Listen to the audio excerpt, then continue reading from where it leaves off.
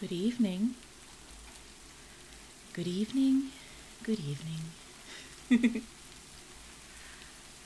I am still Blue Mooney, fantasy writer and shy magical library in human skin. Hi Elfie, hi King Theseus, how are you? How are you? Oh dear, are we ready to write tonight? Are you ready to write? Am I ready to write?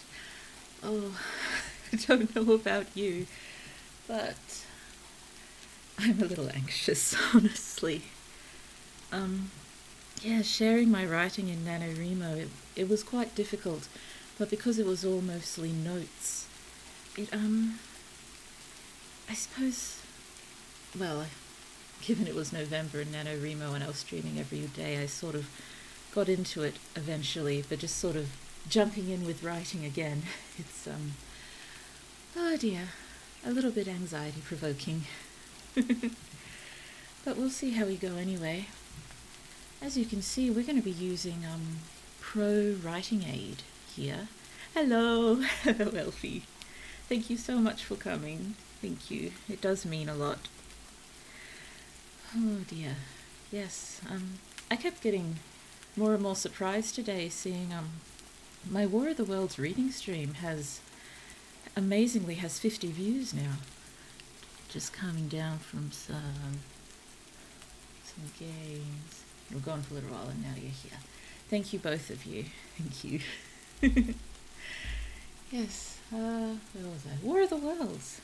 Yes, that reading stream thing I did the other day, the first 5 chapters of it. It's at 50 views now, and that's the most views I've ever had, so that's reasonably amazing. Just, wow. Oh dear. Well, I shall be continuing with the reading War of the Worlds, probably at the same time next week, but writing. We can do it. We can do it. Yes, ProWritingAid. I'm going to be using that as a word processor and an editing software suite today. It's the editing software I usually use with my writing. It's the one I'm most comfortable with. It's the one which I've bought lifetime access to, so I don't have to, keep paying subscriptions every month, which I really don't like doing. I hate subscription software so much. Oh dear. But yes, I have to apologize too. I'm not sure how well you're going to be able to see the writing as I go. I suppose it depends on the size of the screen you're using. But yes, if it's just too tiny to read, let me know and I will tweak it in my streaming software. We won't be able to see all of the options at the top, but I imagine it's far more important to see what we're writing.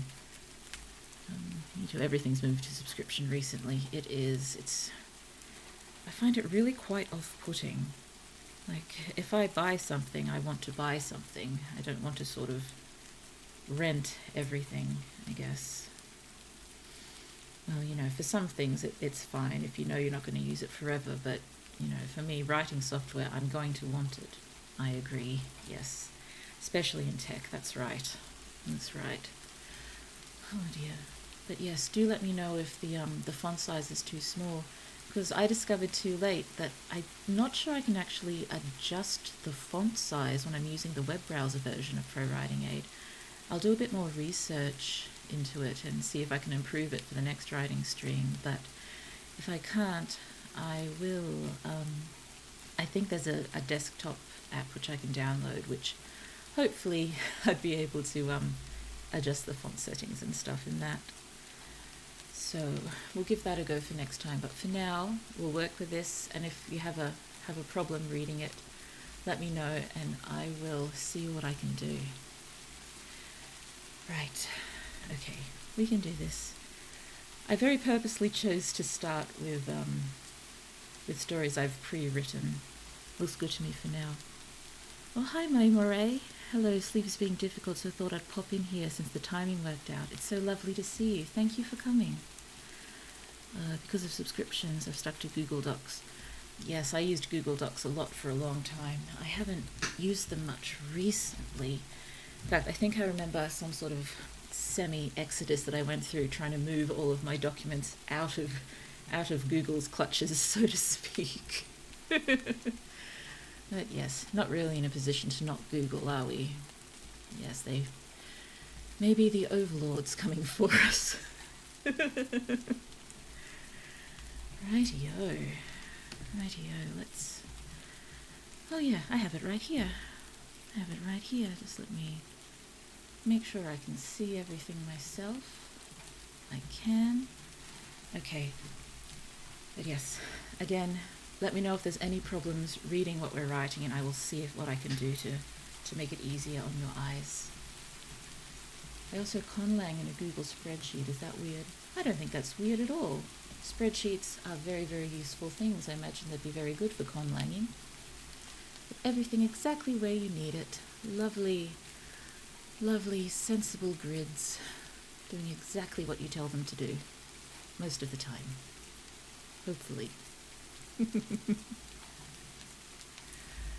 Okay, so as I have written this previously, I didn't really want to start off with all of it in here. I thought it might be more fun to sort of type it out sentence by sentence, just how I have it here, and then we can go over it, we can edit it, we can play with the ProWritingAid tools and see what it thinks of the story as well. Okay, so shall we get started? Yes, I think we shall. But let me know if you'd prefer some background music, either instead of or in addition to the rain. I think I got used to the rain doing the NaNoWriMo streams. But if you'd like a bit of background music too, let me know. I've got it ready to go. Okay, first, fantasy flash fiction. This one contains dragons, because dragons are wonderful. But yes, maybe... Oh yeah, well, you'll see what I do with dragons in this one. Yeah, can we play some Metallica? Oh, sorry. No rights. You think the rain is a bit distracting? Okay. So, we can give the background music a go instead, and give me your views on that as well. We can just see what works this stream. So here's the background music. And I'll turn the rain down. Can we hear this background music?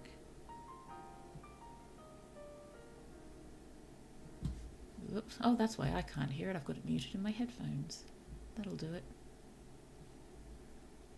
Oh dear. Well, let me know how that sounds. Oh dear. There it is. You hear it. Yes, my lack of tech skills are showing. I just keep clicking the wrong thing. Okay, well, we'll see how the music goes. And if it's too much, we can always try in silence too. It's just the nice clicky clacky. Let's give it a go. I still do need to get a new keyboard. I mean, if I don't, there'll be no chance I'll ever beat my my words per minute best that I got the other week. Yeah. New keyboard first. Let's go.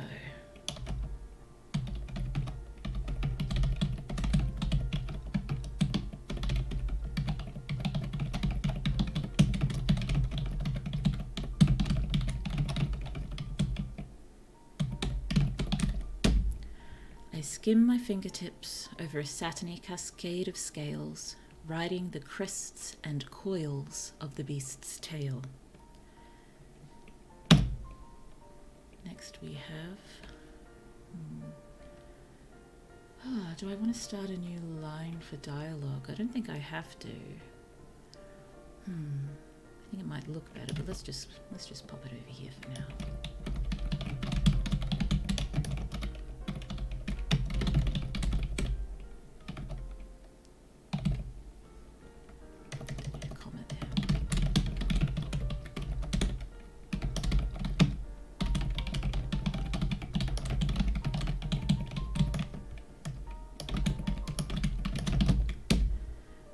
Cotillion rose petals, I murmur into the might, not into the might, we murmur into the night.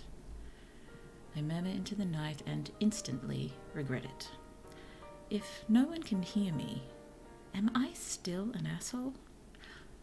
Yes. Yes, I am. Next line. Creatures hide shimmers against the night. The living emerald mosaic touched by headlights.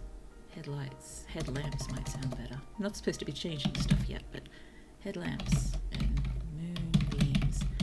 Every scale edged in silver. Nope. Oh,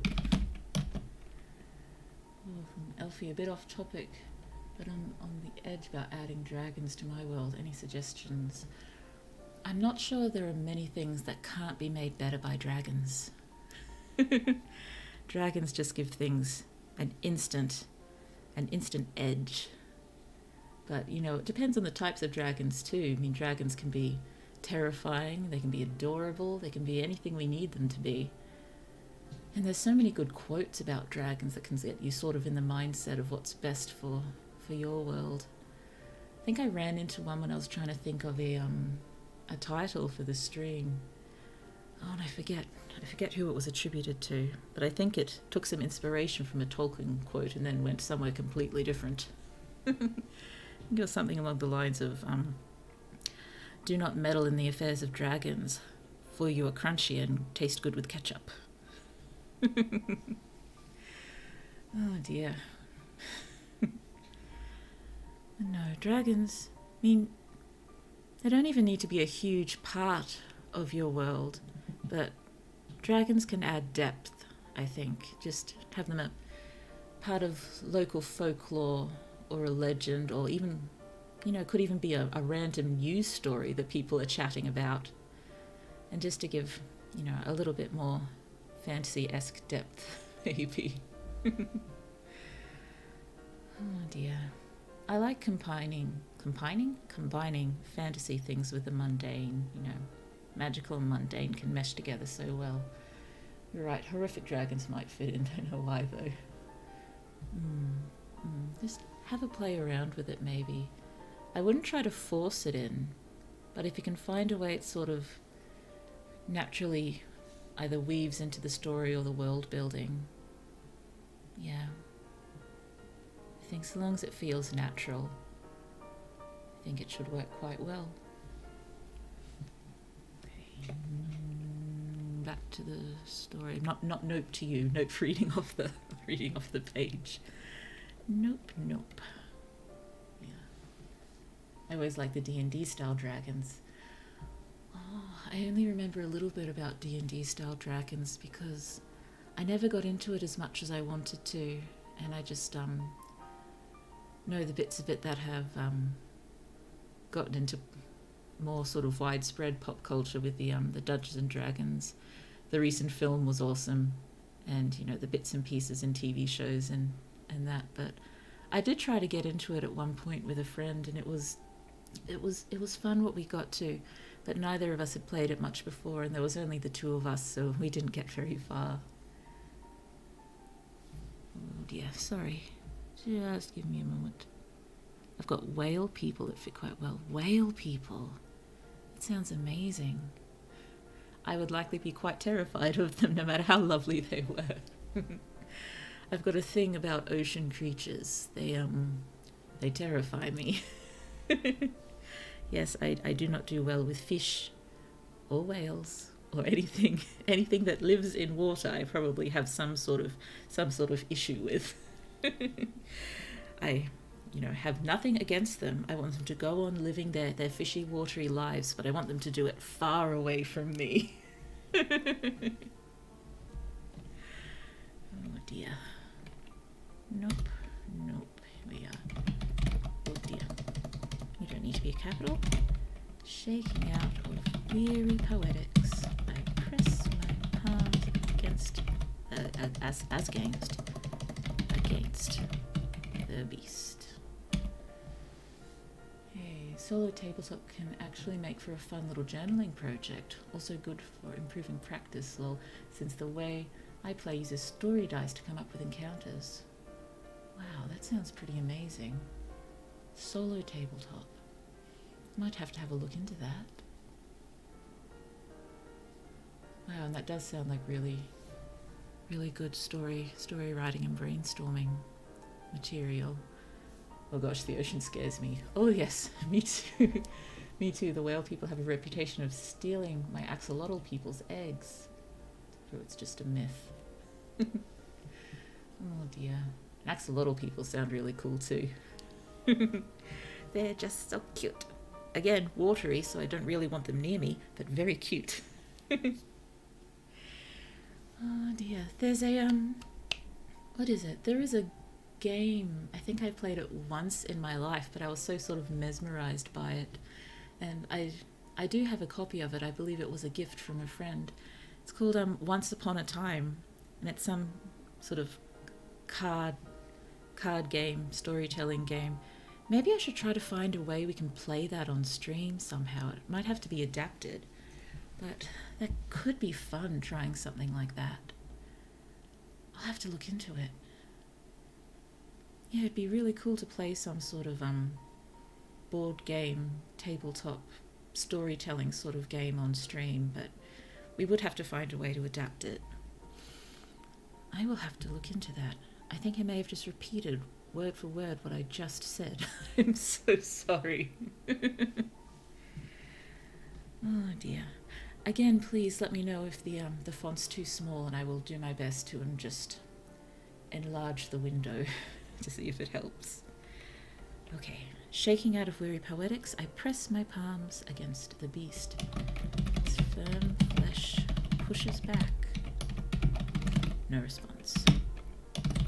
Distracted by a distant roar, my eyes assess of their own accord. Stubby horn nubs, round belly, skinny wings.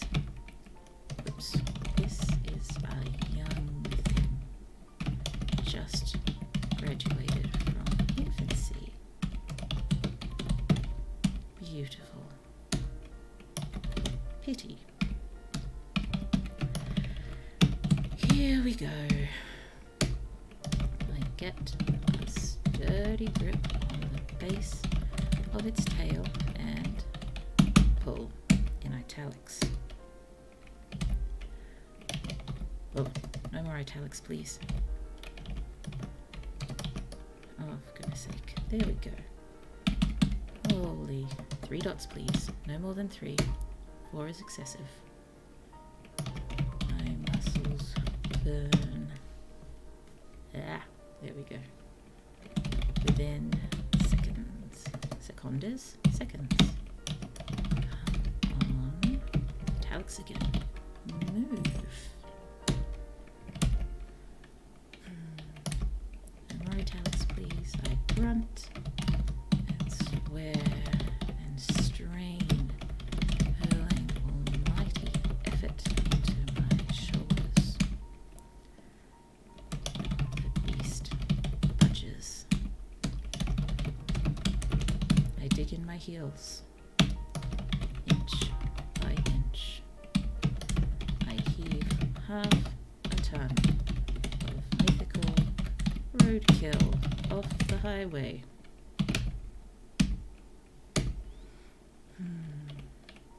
Finally, the job's done. Not before I've slipped in bloody, sulfur stinking slime and hit the dirt twice. God damn, I'm stiff.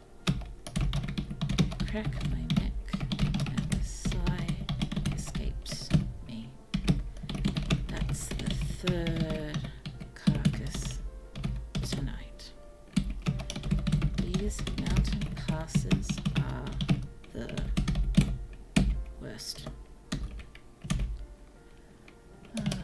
Massive Wait, no more italics, please. I thought I turned off the italics. Oh dear. A massive freighter rolls by. Why do I use so many italics? Wait, too close. Closey, close. Just the one word, please. Way too close. Be right back, want chocolate milk again. Oh, good. Oh, good. So long as nothing winds up happening to the time-space continuum, drink as much chocolate milk as you desire. A massive freighter rolls by, way too close. Asshole. They hadn't stopped to clear the road. They'd have a serpent-splattered windscreen and an overturned trailer. I whip off my sweat-soaked cap before it takes flight. Intense as the monster's slipstream slams into my dented truck. I hold my breath. Rattles, bouncing wildly, doesn't tip. Oh dear. Sorry, I missed your message, Elfie. Yikes, when you used flesh a bit earlier, it sounded a bit grotesque. Might work if that's what you're going for. Oh dear. I don't think I was really going for grotesque using the word flesh. I think I use the word flesh quite a lot, but if people find it a bit off-putting or grotesque, but I suppose given the whole dragon roadkill thing, it works. Oh dear, where are we? It's firm flesh pushes back. I think at one point I was thinking about using the word musculature, but it just seemed a little too much. But we can always give it a go. I agree. Okay. Oh dear. It rattles, bouncing wildly, but doesn't tip. Here we are. One day, I won't get so lucky. Gotta get that suspension fixed before. Oh dear, we're cutting off mid-thought. The freighter swerves, torn, blasting pure savagery as a low flyer screeches overhead. Glare of the truck's high beams rebound off a massive hazard sign ahead, hurling its warning into my squinting eyes. Whoops, that didn't work. Here we go. Here, there, be dragons. And that's the shorty story we're working with. Yes, I think I found the original version not too long ago. It's a fair bit shorter than this one. Maybe this is maybe a third longer or so. Just added bits and pieces to make it more interesting, hopefully, and make it prettier. But yes.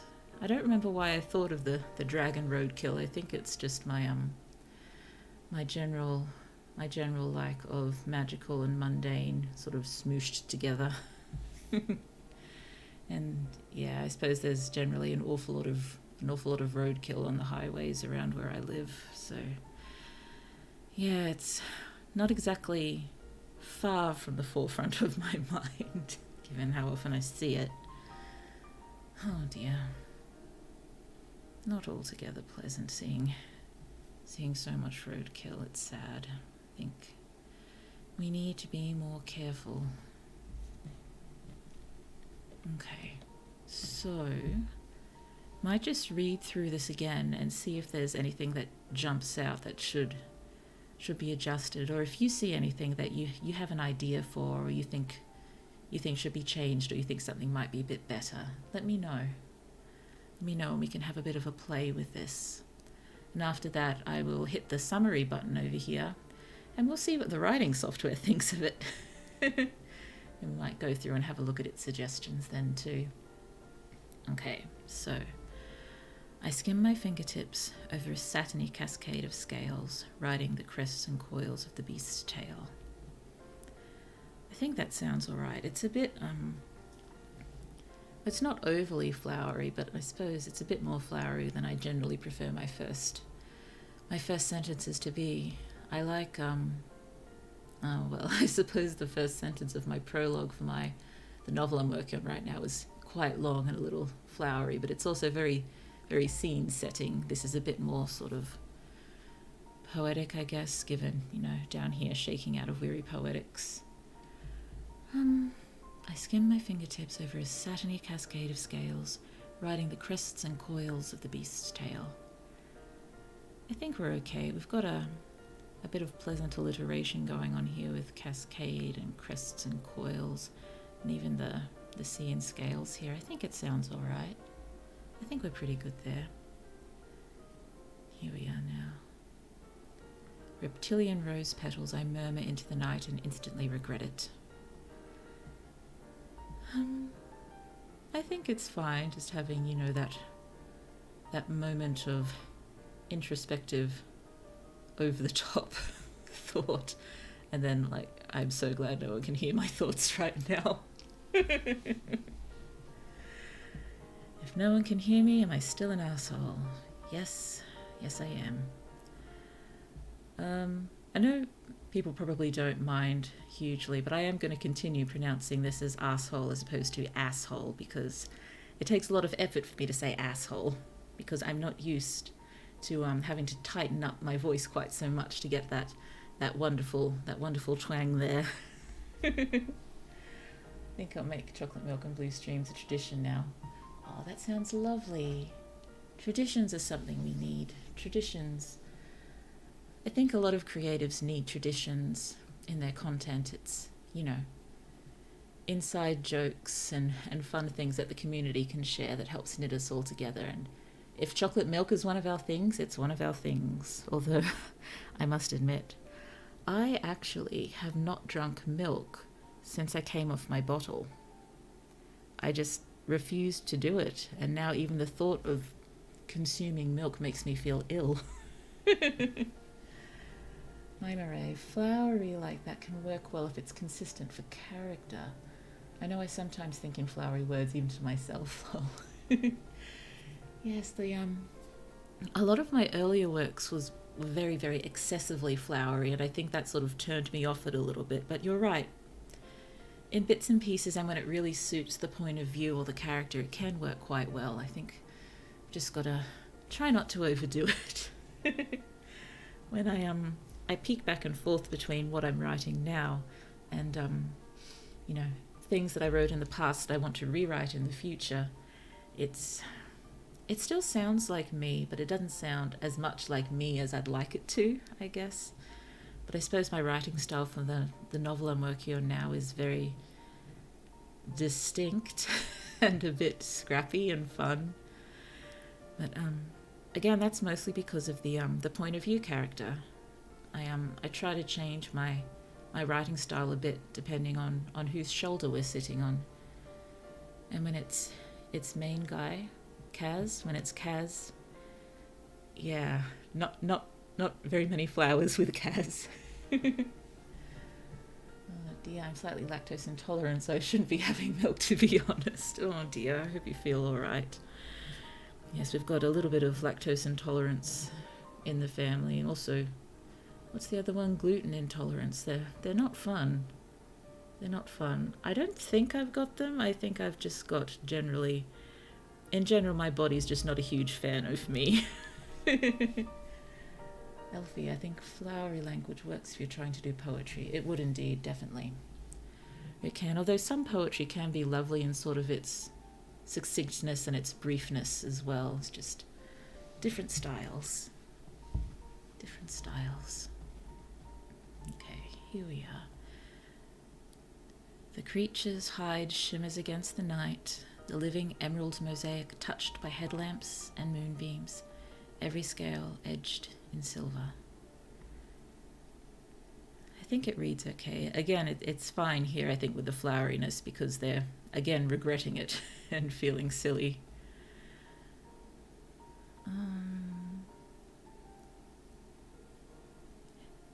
Sorry, I was just feeling odd again. This was originally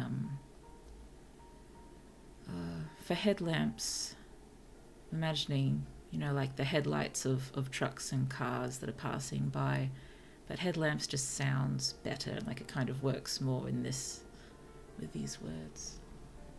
Oh, I've got a strange allergy to walnuts. Did I spell that right? Let me just double check. I think it's, I can just type it up here and see if it picks us up. I think it's walnuts without the H. Pretty sure it is. That's a good. English spelling is ridiculous most of the time. Yeah, I think, you know, even of everyone who has English as a first language, most people cannot speak English properly, and I know I'm one of them. English is a lot. Here we are, we just read this one. So we're here with nope, nope. Trying to pretend we did not just think that. Shaking out of weary poetics, I press my palms against the beast. Its firm flesh pushes back. No response. Does anyone have any thoughts on that, on those few sentences? Like, we had a comment about the use of the word flesh. Maybe I like it as well because I'm just such a fan of alliteration. It's firm flesh. I mean, the other option, yes, is musculature or something. I did not spell that right. No, there you go. Just to clarify, I can eat walnuts, but can't touch them. Yig, that doesn't sound fun.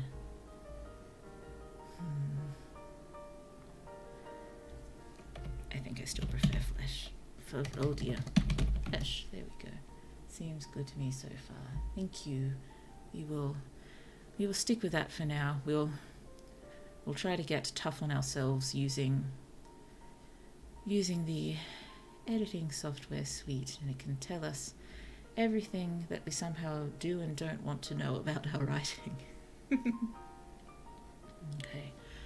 here we are, distracted by a distant roar. My eyes assess of their own accord. Stubby horn nubs, round belly, skinny wings. This is a young thing just graduated from infancy.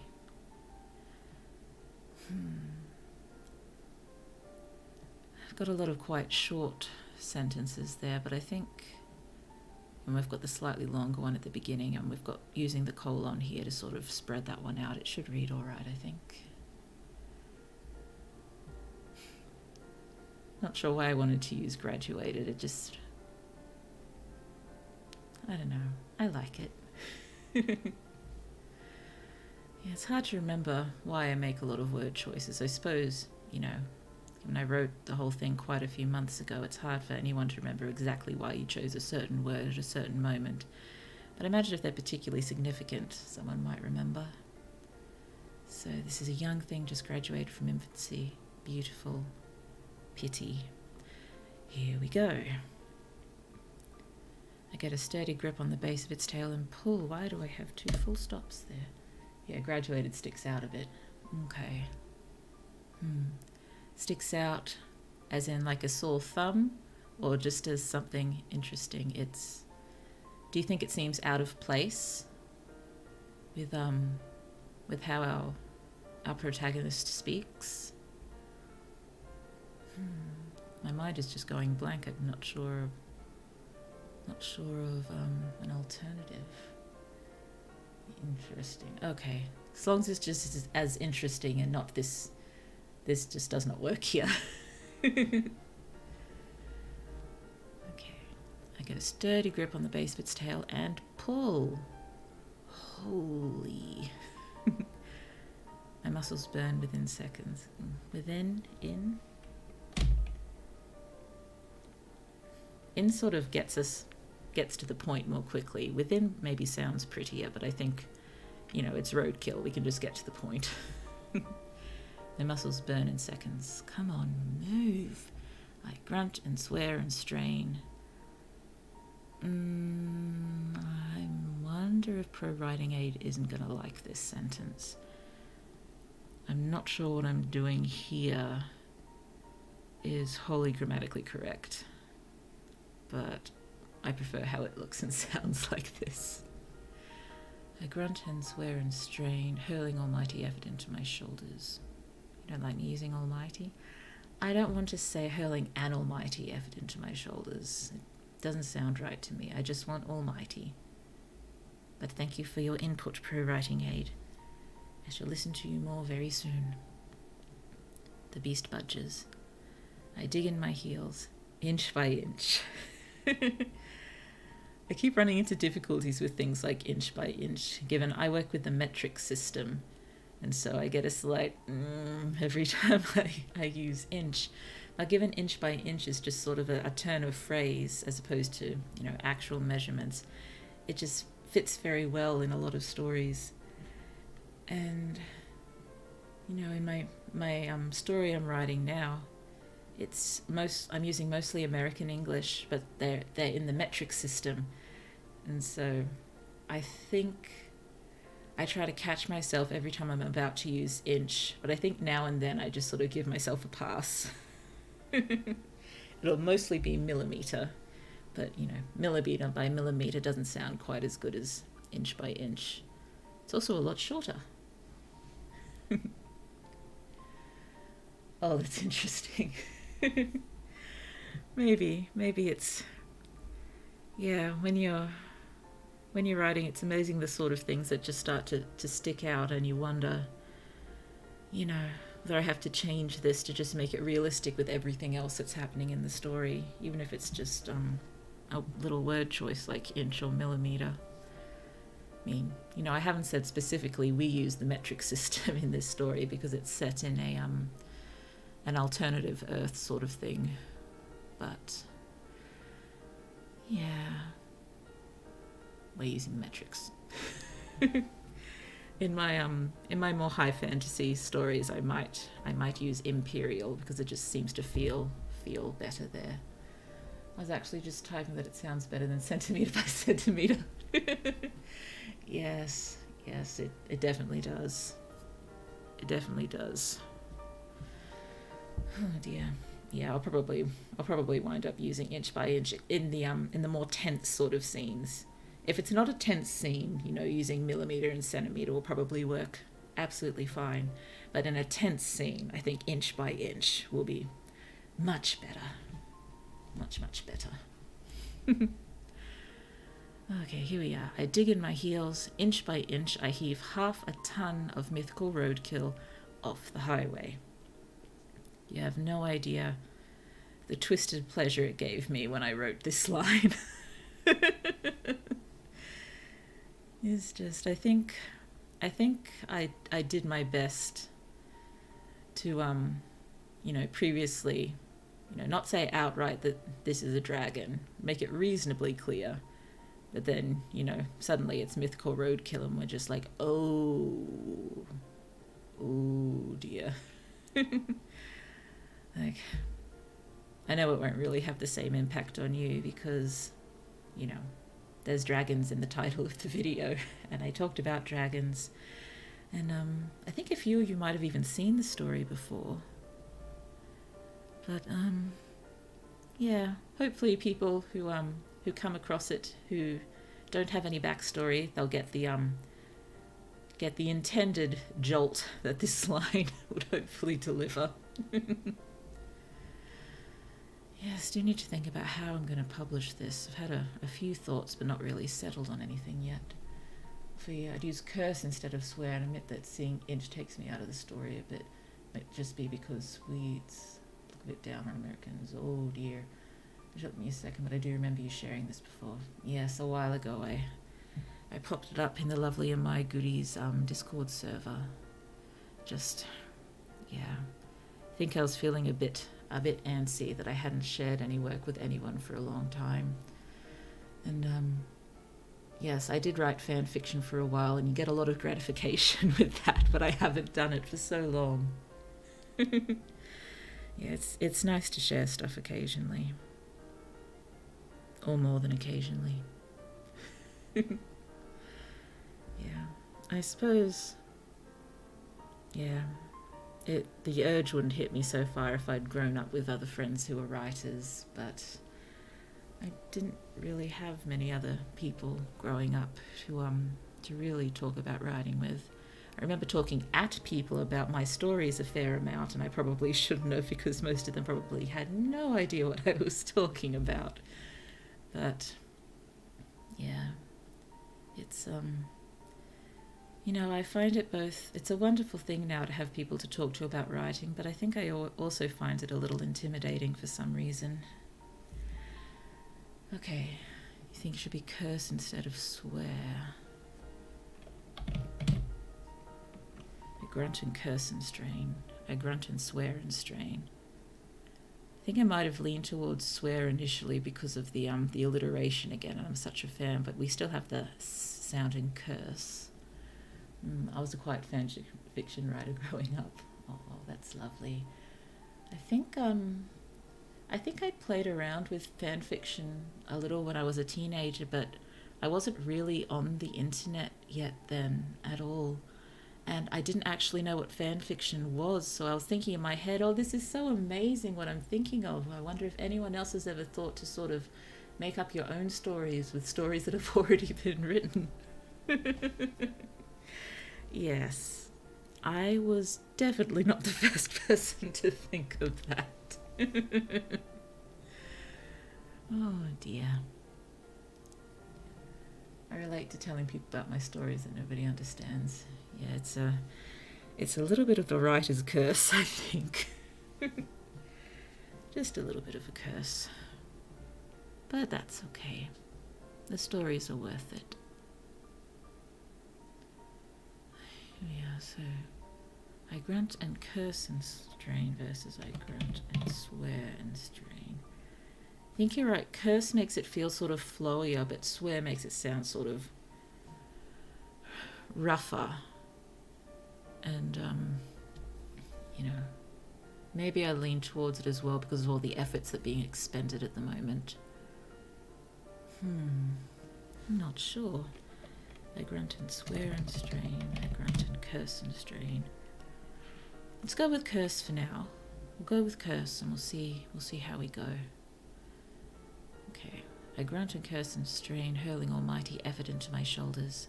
The beast budges. I dig in my heels. Inch by inch, I heave a ton of mythical roadkill off the highway. Then I met my friend and he understood until he moved to the US and I lost my phone. Oh dear, I'm so sorry. I'm sorry. It's not a good thing to go through. Oh dear. There's that, oh dear, I'm going into Bluey quotes now.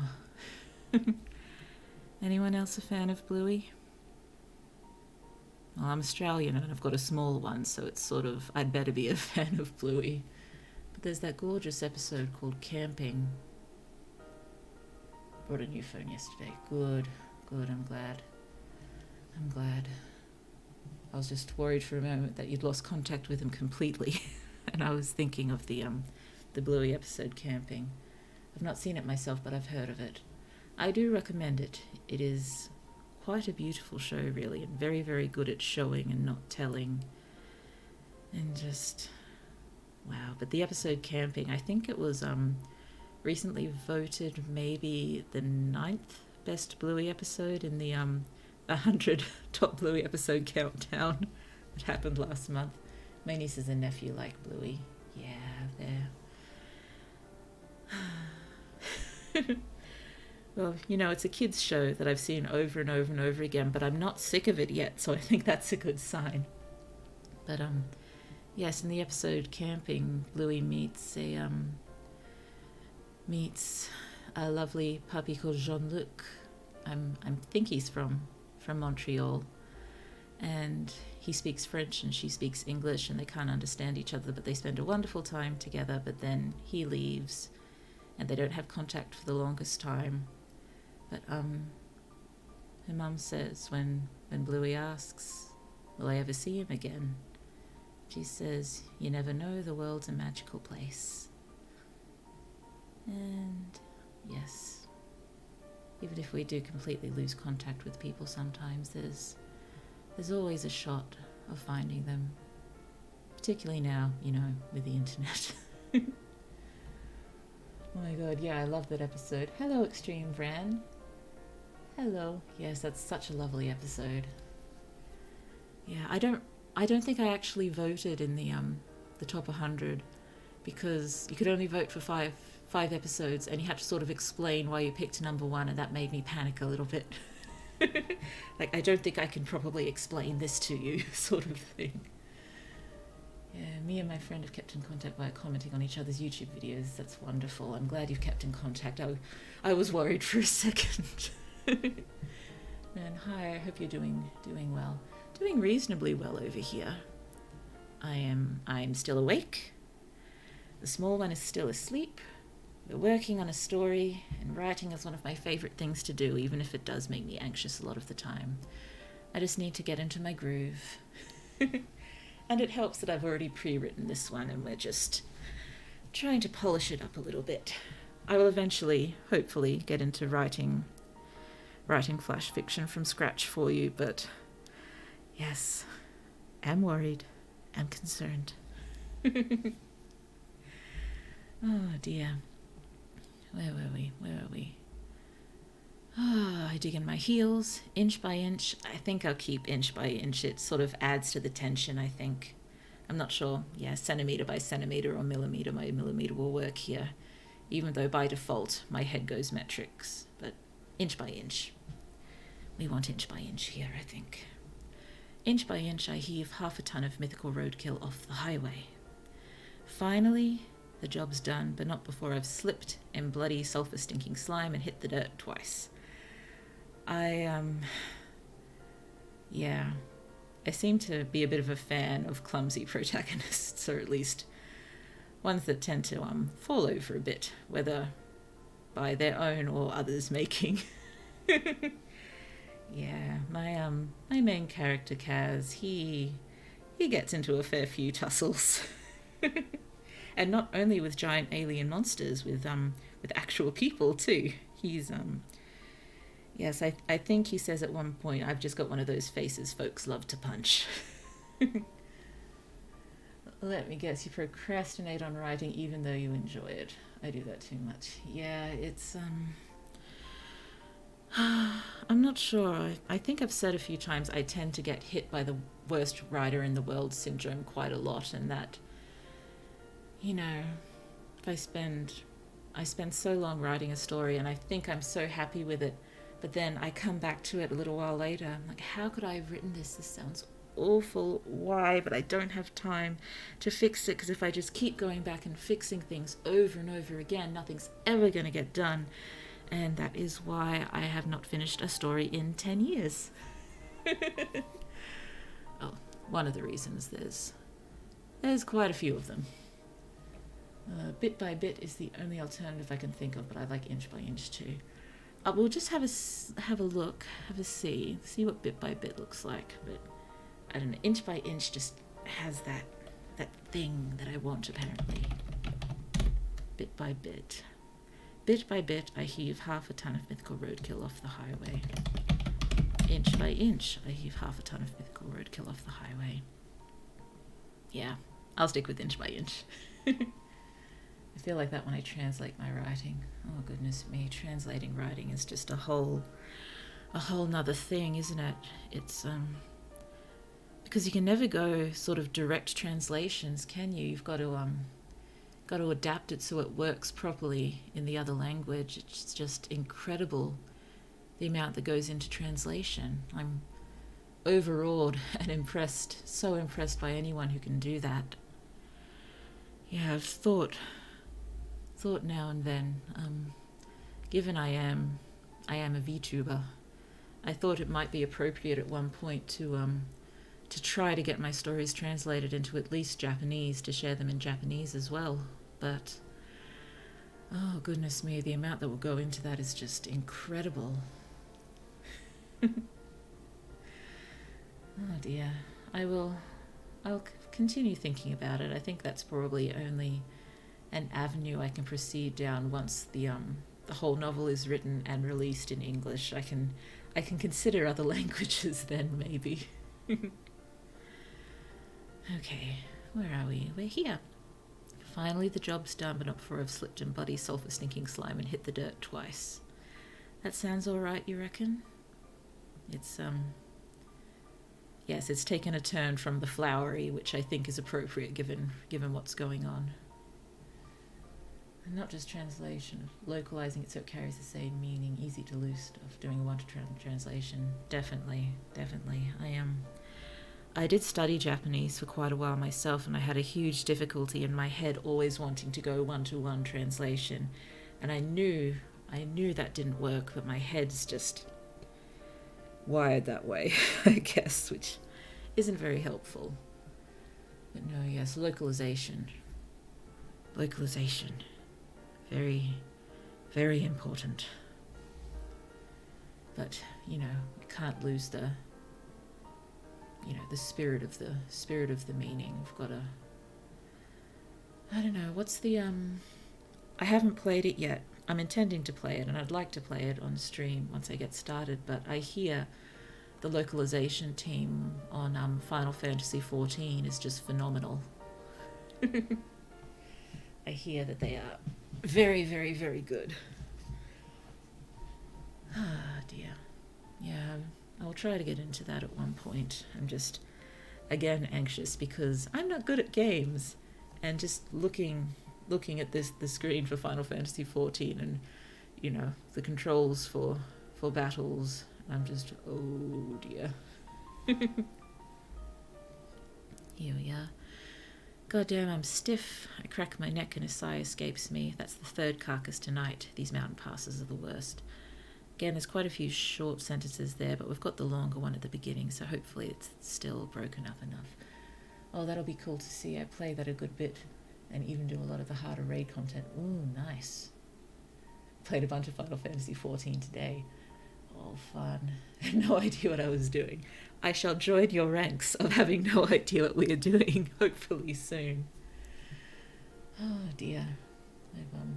I think you'll enjoy it. Hopefully. I know at least the storytelling in it is spectacular, and I do want to play more story-based sort of games. But I've seen something that a lot of people prefer not to watch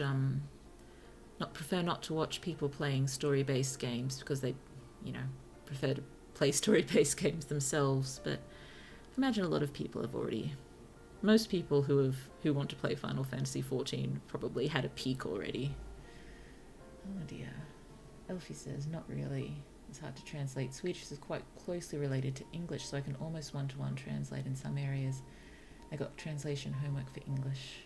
Oh dear. Well, if it works, it works. That's pretty cool. If Swedish and English can go almost one-to-one. That's pretty cool. The story is very good. Yes, I definitely don't know all of it, but my sibling, who has played quite a lot and is quite a big fan, fills me in on some of the more exciting and epic stuff. And yes, I think just, hearing things secondhand, I've been brought almost to tears a few times. Not that that's saying a huge deal. It is very, very easy to bring me to tears, I will tell you now.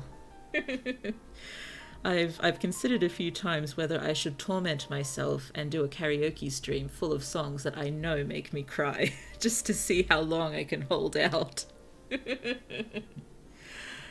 That might be fun. Not for me, but for you, it might be fun. Oh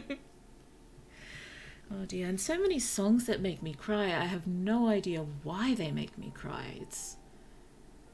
Oh dear, it's all the same. Almost every expansion I've cried so much during specific parts. Games, anime, music make me cry all the time too. It's just, I suppose it's the whole just being moved thing.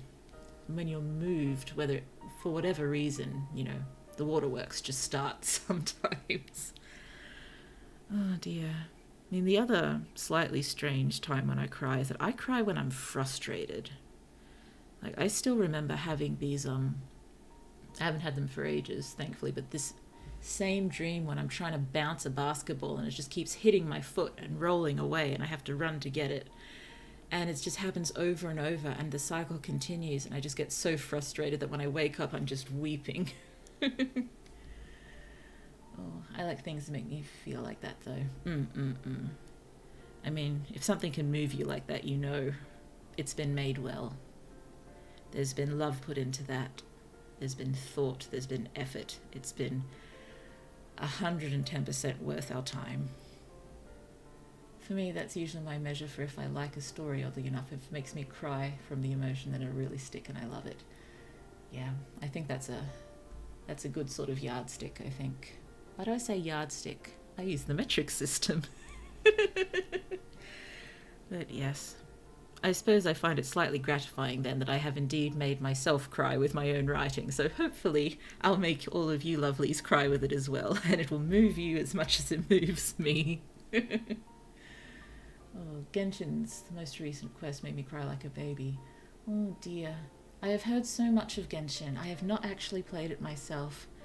I suppose I'm just a little bit concerned because of the gacha element, but I have heard you can play it entirely without spending money on it. So if I was going to give it a go, I'd give that path a go. Only dialogue has to be heavily translated and phrases like, oh dear, I'm going to butcher this, aren't I? Tvasonna?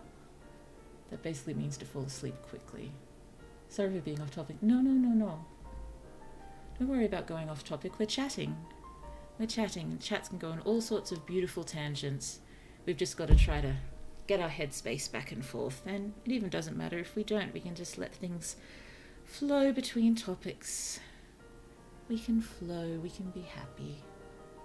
Senhi's backstory is so sad. I'm guessing that's Genshin related. Oh dear. Yes, the AFTP, I've spent a very uncomfortable amount on it. Oh dear.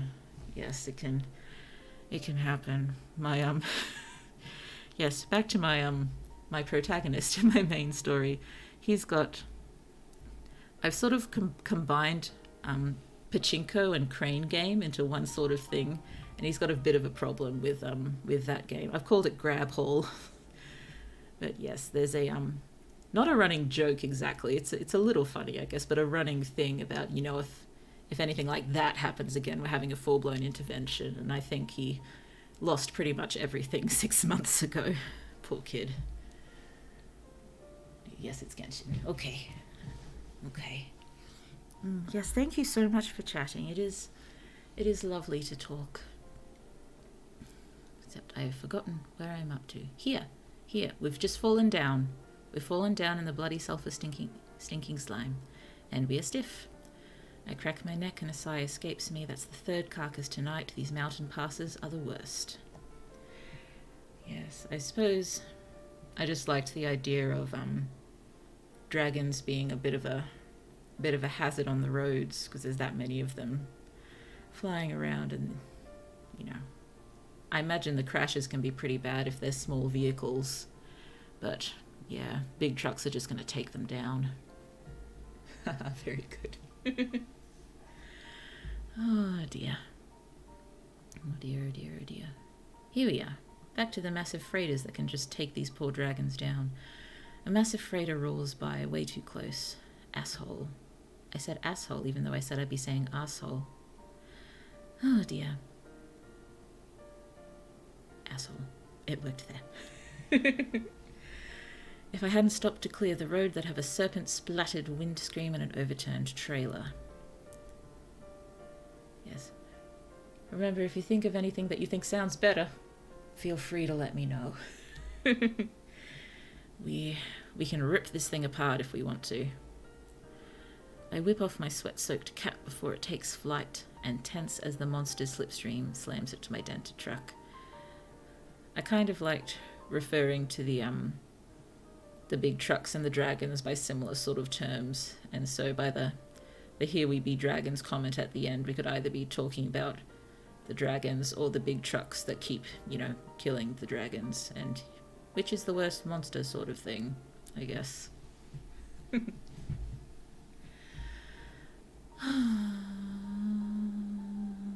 we are. I hold my breath. It rattles, bouncing wildly, but doesn't tip. One day I won't get so lucky. Got to get that suspension fixed before. I know nothing about suspension or trucks or anything, but I know if a truck is bouncing, the suspension's not great. Is that right? Oh dear. If anyone with more know-how than me on this sort of thing would like to give me a brief lesson enough to make this sound more realistic, feel free to go for it and educate Blue, for there is much Blue does not know. What Blue does know right now is she needs a drink of water. So just excuse me for a moment, sorry.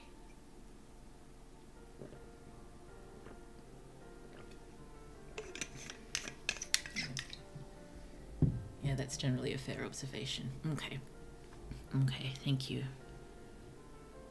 We will stick with that unless we can figure out how to make it better.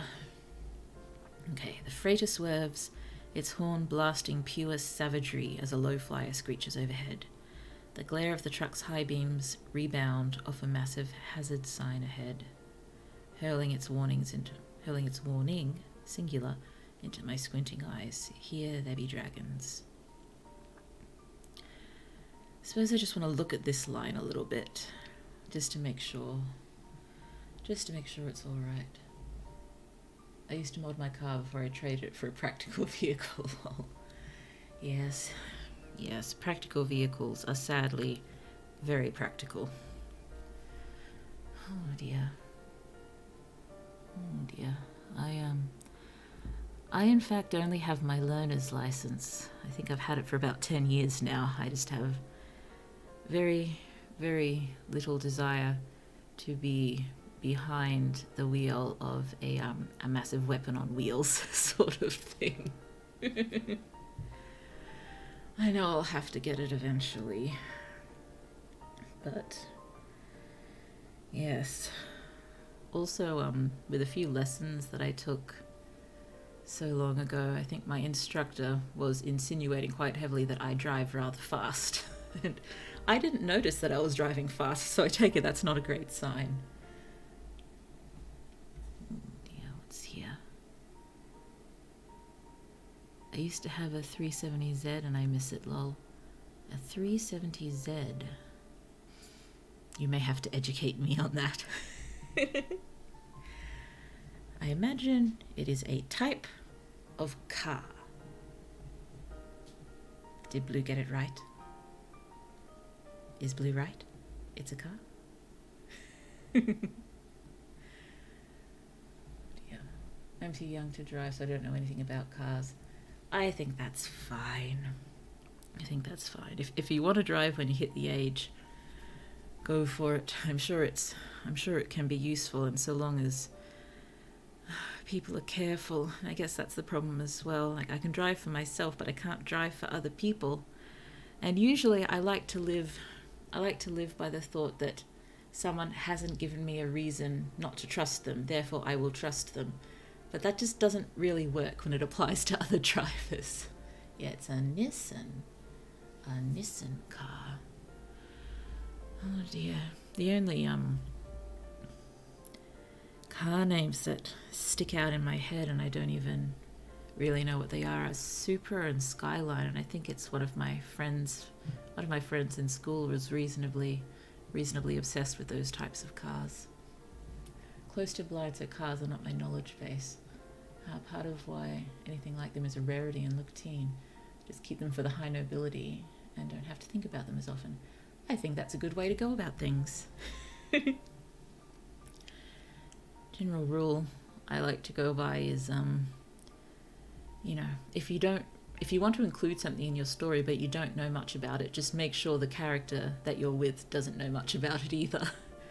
And I think by popping cars with a high nobility and not sticking with them too much, I think that's a clever way to go about things. Those are both legendary Japanese cars, yeah. Yes, I think I remember her getting excited a few times when we went on a Japan trip, just spying them out the bus windows. I'll need to learn to drive because of where I live. Yes, it's where I grew up and where I used to live. Cars weren't a necessity because the public transport was quite good. But where I am now, I'm a bit isolated here, so that makes things difficult, and I'm a bit too reliant on family to get here and there, and that's not really a great thing. Not being able to drive is seen as a shame. I think there's sort of that feeling in Australia too, because I think there's that sort of general feeling that, when a kid is 16, 17, they get their license, they get their freedom, it's a rite of passage sort of thing. So I'm guessing those who don't do it, there might be some sort of, the tiniest sort of stigma against them here.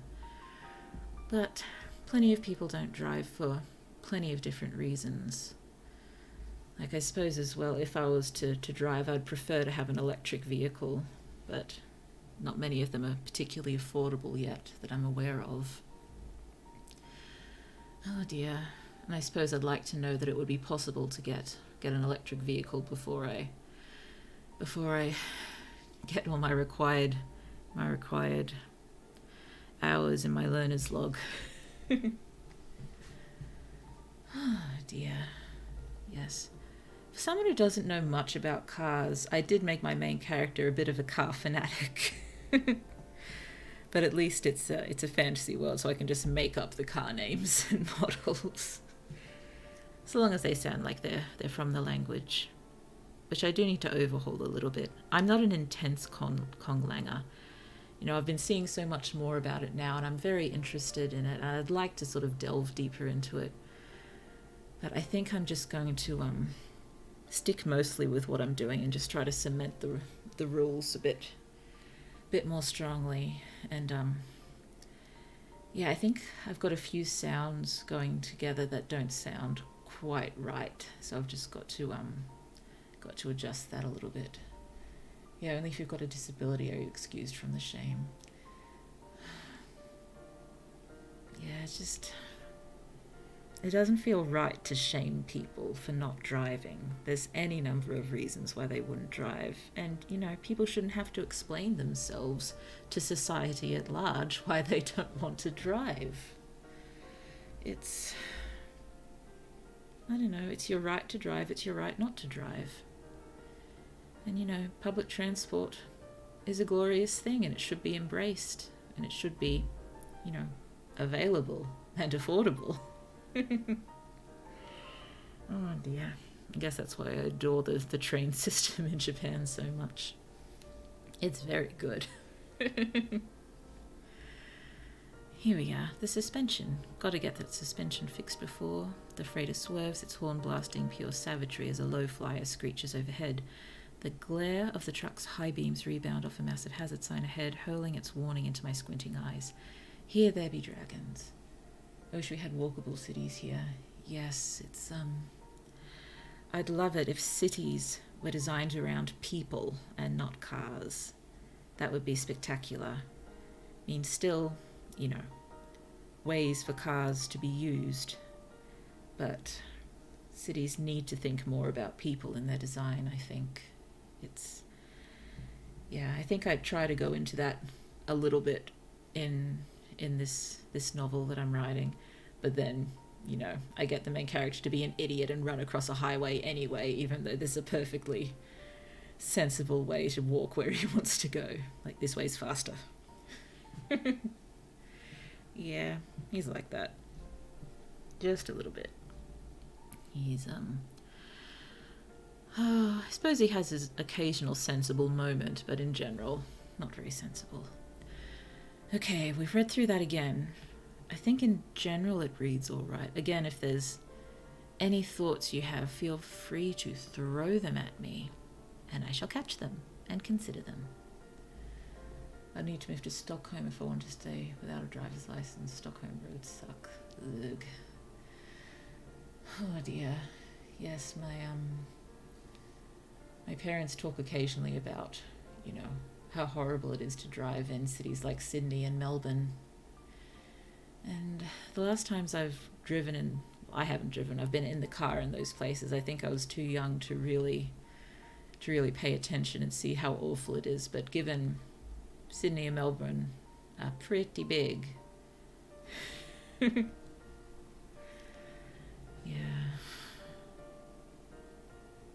Sorry, my head just completely floated off, and I don't even know where it floated off to. I don't think I went to Sydney or Melbourne in my head then. It's just, oh dear. Blue just disconnected for a moment there. Okay, so we've read over it. We've typed it out. We've read over it again. Let's see what ProWritingAid thinks of it. Let's hit summary and see what it says. Okay, summary report, your key scores. These are the most important scores for your document. Click the goal name to scroll to that section in the report. Okay, grammar score, 81%. We may have to do something about that. Spelling score, 100%. Lovely. Style score, 100%. Oh, that's nice. Your style is looking good. Wonderful. Okay, where your document looks great, 77% of goals achieved. These are the areas where your document looks great. Click the goal name to scroll to that section in the report. Let's just have a look. So we've got spelling and style all good. Sentence length is fine. Readability grade 4. That's good, I think. Sentence variety 8. Suggest 5 or higher. Yeah, that's fine. Glue index 35. Wonderful. I have a problem with my glue index most of the time. Not a horrific problem, but they prefer it to be, where are we? Less than 40, and normally I'm around 41%. And I really want to be at 40, so I just keep messing with my chapters until I can get my glue index down. These glue words, they're gonna do me in, and I try to remind myself that, this is just going chapter by chapter. When it's all together, it's probably going to be at 40 or less, but yeah. I mean, when it's 40.9 or below, I normally just give myself a pass and try to ignore the, danger sign on my glue index. Never heard of half these terms. I hadn't before I started using this software, but let's just... Oh dear, it took us somewhere else. What is a sticky sentence? This should be fine. Sticky sentence. Glue words. Stick the essential pieces of a sentence together, the words that carry little meaning in and of themselves and yet are still necessary to create a coherent sentence. When you get too many in a sentence, the sentence becomes sticky. It's overly wordy, hard to read. You can reduce the number of glue words to make your sentence more clear. So, that is a sticky sentence. That's our glue index. Okay. Hopefully that explained it. Yes, the words that stick sentences together, but when you've got too many of them, it makes things awkward and clunky. Yes, just like and. Just like that. Let's just go back over here, see if they have a list of... Oh dear, do we have a list? Oh, we don't have a list, but we do have an example here. So here's a sticky sentence. I went over to my friend's house after school, and then we just played basketball for a really long time. It's got a high glue index. So we'd revise that to after school, I headed to my friend's house and we played basketball all afternoon. So yes, it's just to get things more readable, I guess we reduce our glue index. And it's not necessary for me to get everything below the 40%. It's just an annoyance when I don't quite hit the right number. Okay. Passive voice 0. Yay!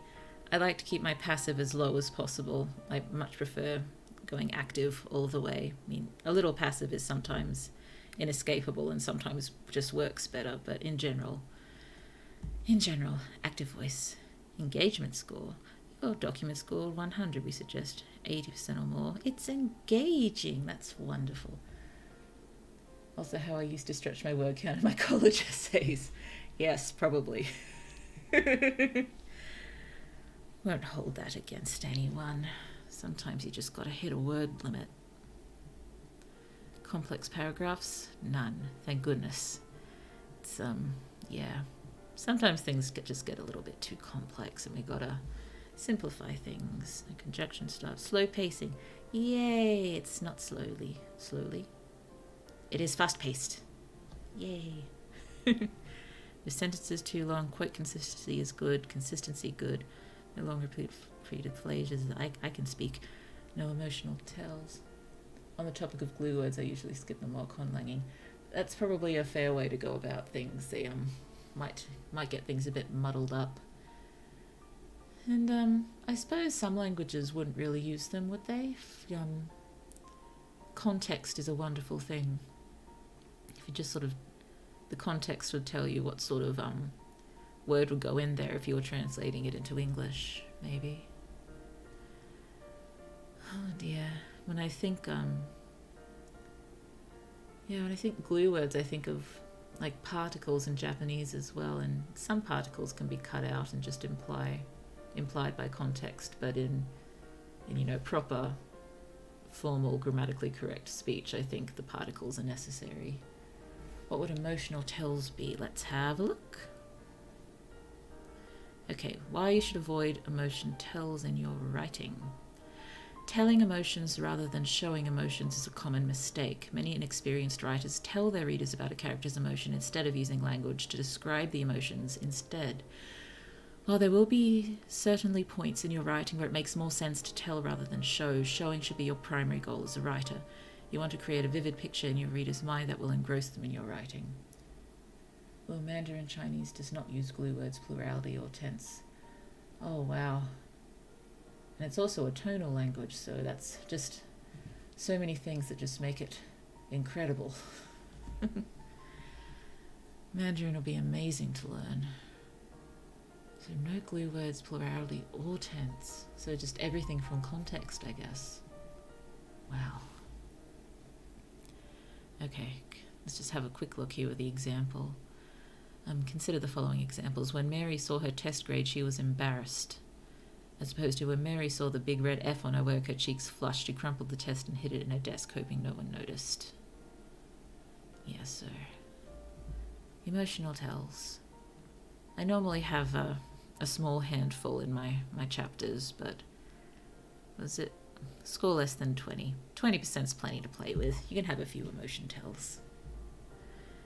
And weak adverbs. Score lower than 10.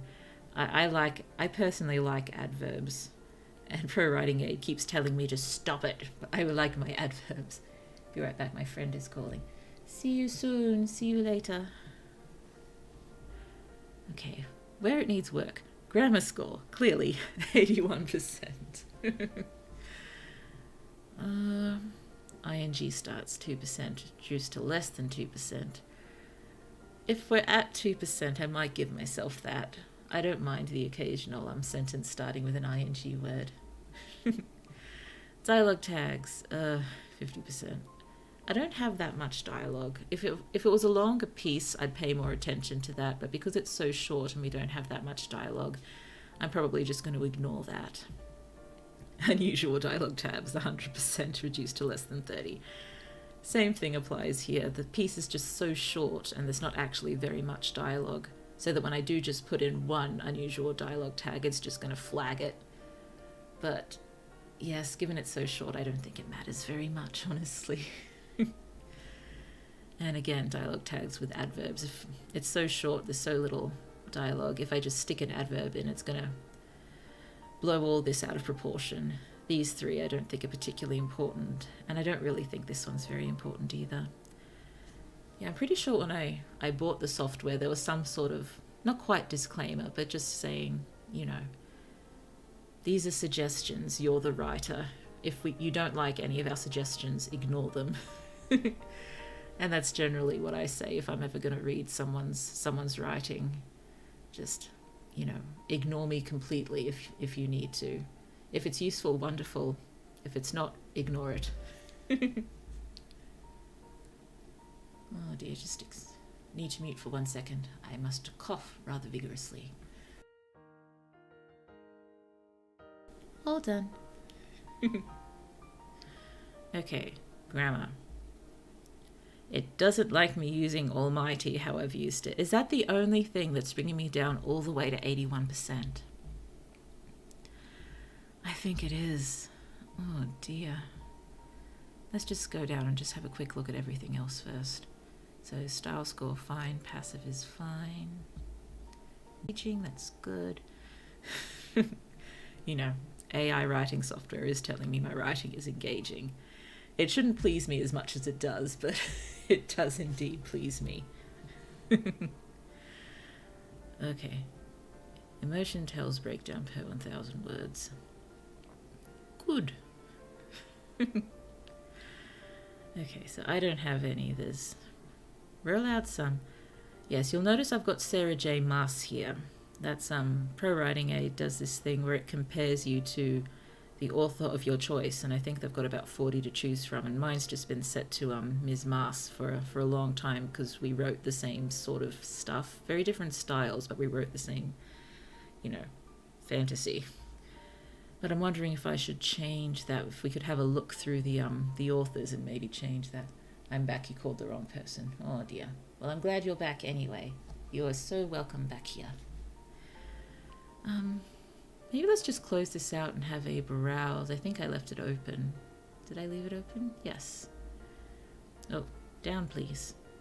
Have a browse through the your favorite author for comparison. It's just been at Ms. Maas for a while, but there's quite a few here. Thanks. Okay. Can you oh, can you see the drop down menu? I can't see it on my streaming software, so I'm not sure if it's appearing to you. Sorry if it's not. I might just go through and call out a few author names that are possibilities. I'll stick with speculative where I can. There's Anne McAfee. We've got Brandon Sanderson and C.S. Lewis. We have, oh dear, Douglas Adams. I'd love it if I could write like Douglas Adams. There's Owen Colfer, who wrote the Artemis Fowl books. We've got George R.R. Martin. We've got Mr. Tolkien. We've got the Potter Lady, but I'm probably not going to use her. We've got, oh, who's down here? Ms. Leigh Bardugo. We've got Margaret Atwood. She counts as speculative, I believe. It's most dystopian counts as speculative, I think. I don't think it is. Sorry, it's not popping up. I'll just keep reading them out for now. Not all of them, just some of them. Patrick Rothfuss, Ray Bradbury, Rick Riordan, Robert Jordan, Robin Hobb. There's Sarah J. Maas again. Stephanie Meyer, Suzanne Collins, Terry Pratchett. I think George R.R. Martin could work. Okay, we can try Mr. Martin. I've read the first 1.5 books of the Song of Ice and Fire series. I should probably give them another go. It's, I remember it being interesting, but I think maybe I just got distracted. Okay, where are you? George R.R. Martin. We'll go with him. Save settings. Okay. And I'll just refresh that to make sure it fixed up. There we go. Get rid of you. And click on the summary again. Okay, yes. We can compare now to average for George R.R. Martin. Bad adverb breakdown. Yes, I like the occasional bad adverb. But I know this looks bad, but this is comparing for the average for fantasy and average for George R.R. Martin, and this is just one short story that just happened to use the words instantly and wildly, so we've got to have all of the grains of salt here. Yes, I'm trying not to worry too much about that. Yes, I've got some bad adverbs. Motion tell, I didn't have any here. It'd be fine if I did. Passive voice, no. Sorry if I'm going too quickly. I'm just having a look to see what the writing software would like me to do. I like looking at these grids. Oh, on the topic of the name George, it has a strange pronunciation in Swedish. It's like Yori is an era. Yori. That's lovely. Typo. Sorry. All good. All good. All writers have typo demons on their shoulders. Yes, I really like looking at these sort of overviews of the stories just by sentence length. It just, I don't know, it makes it seem like a wave. Very flowy, and when it is wave-like, you know it sort of must flow well, because we don't want too many sentences of the same length close to each other. I think this works quite well. And we go with the sentence length distribution again. Here you can see your sentences grouped by length. The majority of sentences should be less than 10 words. But yet, ProWritingAid seems to get cranky with me when I have too many sentences that are quite short. So particularly in my battle scenes, I write quite a lot of battle scenes, and I prefer the sentences to be quite punchy and short and tense. And the software gets a little cranky with me when I do that too much. Oh dear, but yes, most of the sentences below 10 words. Yes, that's all fine. We're fine. Readability. Yay, it's readable. It's just a score of 8 or lower. So shows what grade level of students could understand and engage with your writing. So grade 4, that's pretty good. I think I normally aim for 4 or 5 when I can.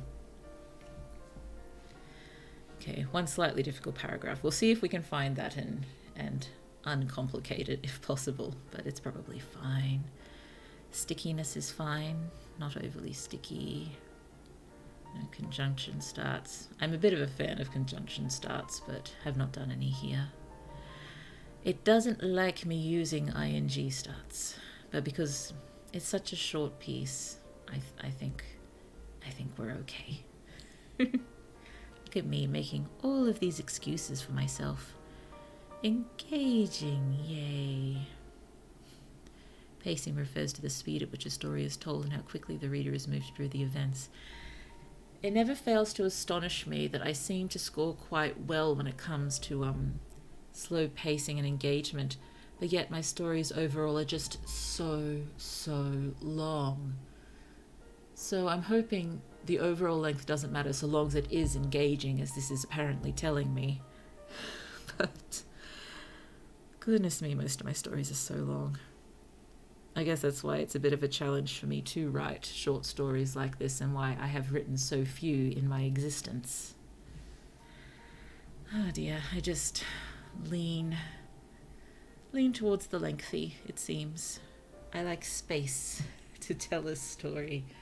And I also like writing kind of directly from one point to another. I don't like jumping between them, which, yeah, that's a problem in many ways.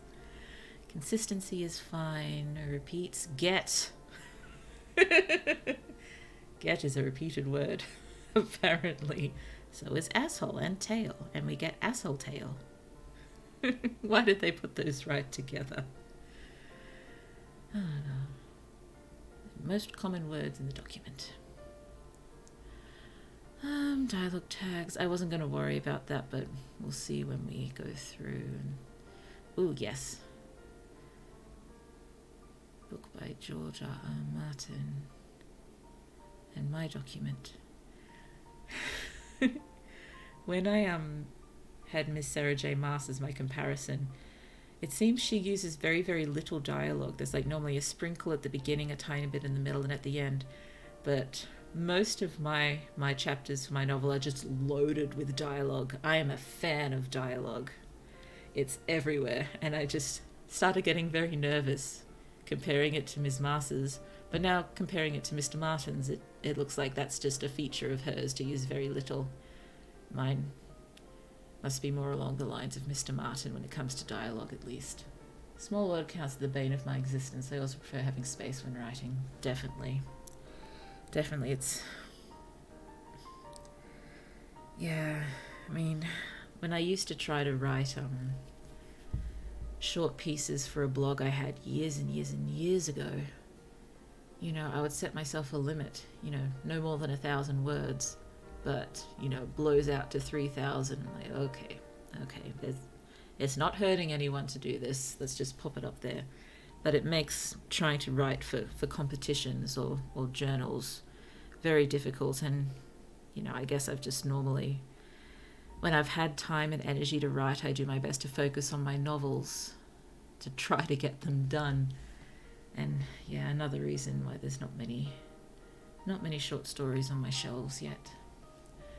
That software is better than my teacher. We were tasked to write a story about a plane crashing on an unknown island while others on the plane were supposed to died.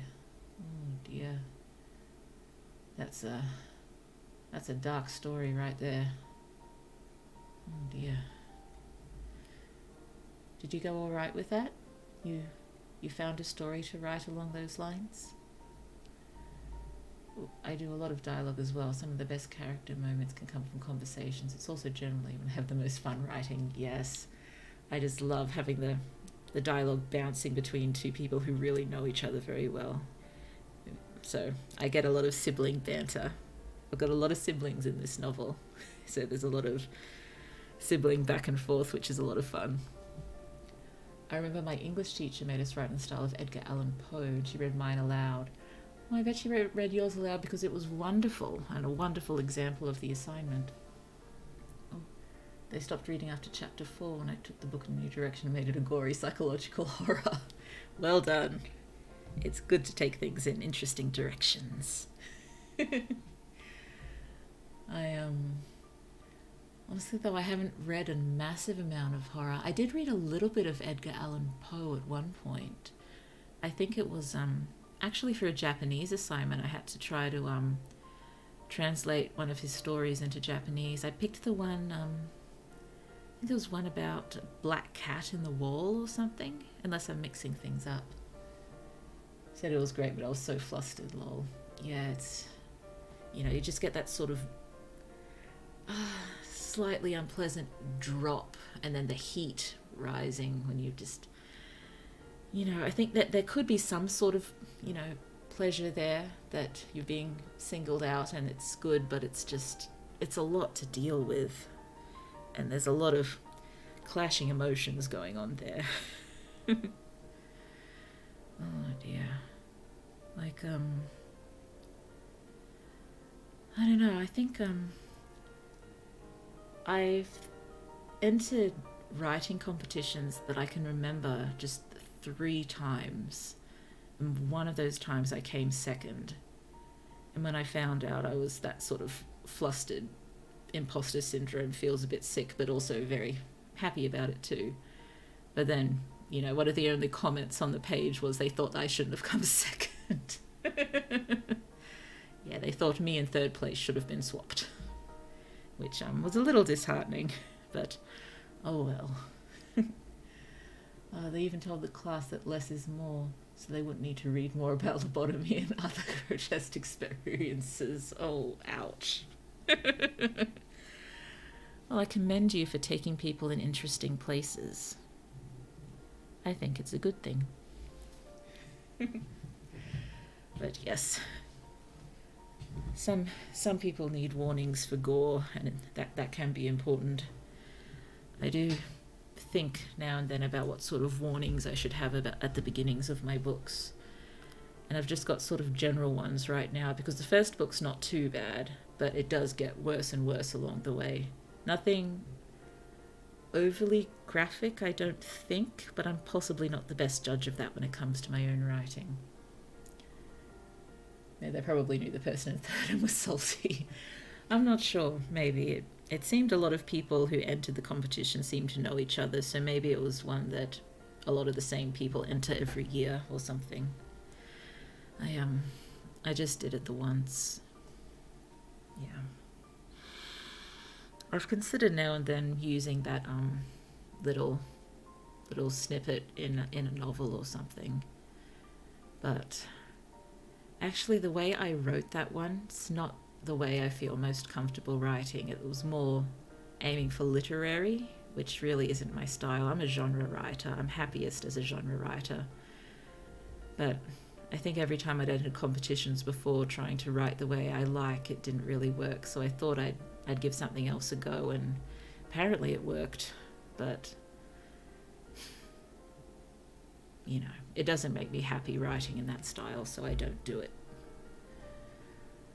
My story was 10 times longer than the others too, 5,000 words. You are committed. You are committed. You're providing wonderful reading material. Maybe just something some people weren't quite prepared for. Oh, goodness me. Sorry, I am drifting again. So dialogue distribution, fine. Dialogue tags, you do not like my dialogue tags, but I am going to ignore you. Oh, goodness me, look at that. Instantly. 100%. It's fine. Look at me saying it's fine. Well, let's click on style and have a look. I like to try translating into English. I write deliberately to work well in English. That's pretty clever. That is clever. It's, you know, like it or not, the English-speaking audience in this world is enormous. I suppose if we can deliver to them, it would be to our benefit. But I'd love to have a look if you do wind up putting it in English. I might need a few gore warnings. I'd probably be fine. I'd probably be fine with written gore, but yes, I may have mentioned I have an unfortunate relationship with the horror genre when it comes to motion picture. Oh dear. Writing style. Did I click style? I didn't need to click style. We're fine for style. We should have clicked grammar. It's just the almighty. They don't like the way I'm using almighty. I grunt and curse and strain, hurling almighty effort into my shoulders. I know it's probably not grammatically correct, but it sounds so much better than hurling an almighty effort into my shoulders. I grunt and curse and strain, hurling an almighty effort into my shoulders. I grunt and curse and strain, hurling almighty effort into my shoulders. That sounds so much better, doesn't it? Oh dear. I'm definitely a long story writer. When I'm working on my main stories, I tend to keep a chapter word count of around 3 to 5k. That's a fair length. For my Luctine archives, these can trend lower, though they'll normally stay at a similar length. Because I'm aiming for this story to be released serially online, I'm trying to keep the chapters themselves on the shorter side, even though the story itself is very long. So I think my average length that I aim for is about 2,500 words, but I can stretch it up to 3,500 or possibly to 1,800, but I try not to go below 2,000 too often. But, you know, I've got a few chapters that stretch up between 3,500 and 4,000, and I try to trim them back. But if it gets to 4,000 or more, I, possibly add a bit more and then just cut it into 2 chapters. The worst thing in the story is guts spilling onto the floor and brains growing fungi. Oh, goodness me, that is a little gory. Yeah. Yes, I can understand why some may need warnings. But no, gore can be fun. Gore can be fun. Got a Fran Bow vibe. Wow, I remember Fran Bow. I didn't play it, but I watched someone play it. Who did I watch play it? Goodness me, I can't remember. Does anyone remember if Markiplier played Fran Bow? I might have watched him. Goodness me, and I didn't see all of it, but it was so intriguing. So intriguing. And I think I found a game recently by the same developer that looked interesting, but I've forgotten what it's called. Interesting. I mostly got my count from looking at average novel chapter lengths. That's probably a wiser way to go about it. But I guess I don't want this to sound, hugely negative on myself when I'm saying this, but I've sort of decided it's not really possible for this story or series to ever be traditionally published, because for one thing, it's just way too long for a debut author. At the moment, the word length for the first novel stands at around 230,000 words. And, I've cut as much as I can, events that aren't necessary, but, if I like them, I can find a way to work them in later books, but I don't think I can cut any more.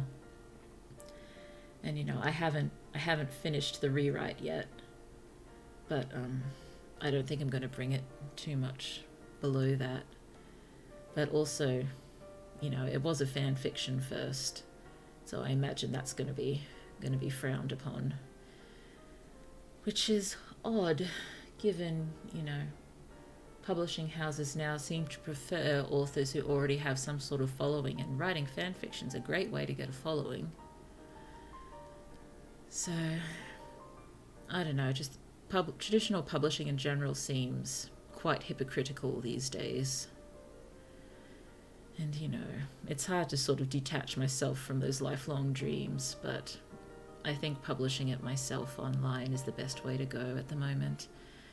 And then perhaps releasing it independently as an ebook or possibly print on demand, but we'll see where it takes us. Gasp, I found my first attempt at gore I wrote in 3rd grade. Wow! Might try to do an improv translation. I love stumbling on old writing. It can be, personally humiliating, but also so gratifying and just makes you grin even if you are embarrassed at the same time. Got to be split into 2 parts.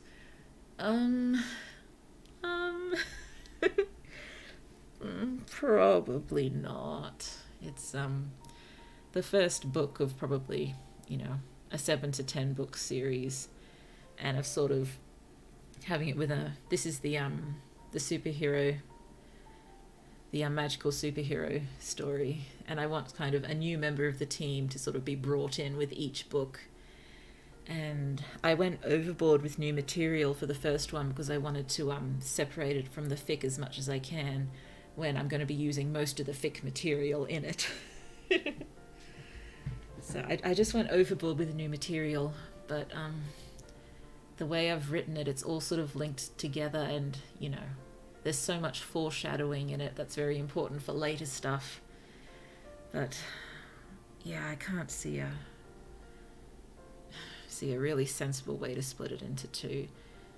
I mean, possibly 2 volumes, but it'd still be the 1 book. And honestly, I get a little bit annoyed with Mr. Game of Thrones Martin when he splits things in 1 book into 2 volumes. And I know it's not viable to print a book that long, but it just aggravates me a little bit. Probably no good reason for it. It just bothers me. But yes, I just can't see any querying of this book going very well. And plus, traditional publishing now, it just seems to either take way too long or way too short of a time to be published. The few books coming out recently are just coming out way too fast, aren't they? And they've not been properly edited or even written, it seems. But for other things, it just seems to take so long. And, it takes me so long to write anything anyway. And I think I just get so impatient. To the first attempt at gore, it was so stupidly edgy with poorly drawn pictures. It's called Det Vita Huest, the White House. Not like the government building. Okay. Yes, I think a lot of people, probably mainly kids and teenagers, just love the idea of being edgy so much. And it can be fun. We can appreciate appreciate edginess for what it is, but too much is too much. I need to get some rest, but it was good seeing you, Blue. Wonderful seeing you too. I hope you get some wonderful rest. Hopefully we'll see you next week. We'll just see a few more things, if there's anything else we can do to this, and then just maybe try to get a dramatic reading without all of my tangents and random comments. Okay. So it was the almighty issue, wasn't it? I think we're just going to have that 81% for grammar, because I really don't want to change this. I like how this sounds. And I'm sorry if it's upsetting any of you the way this sentence sounds, but I grunt and curse and strain, hurling almighty effort into my shoulders. As opposed to there, not there. I grunt and curse and strain, hurling an almighty effort into my shoulders. The an, I don't like it, I don't like it, I don't want it. I will have to just put up with the 81% for grammar. Blue will deal.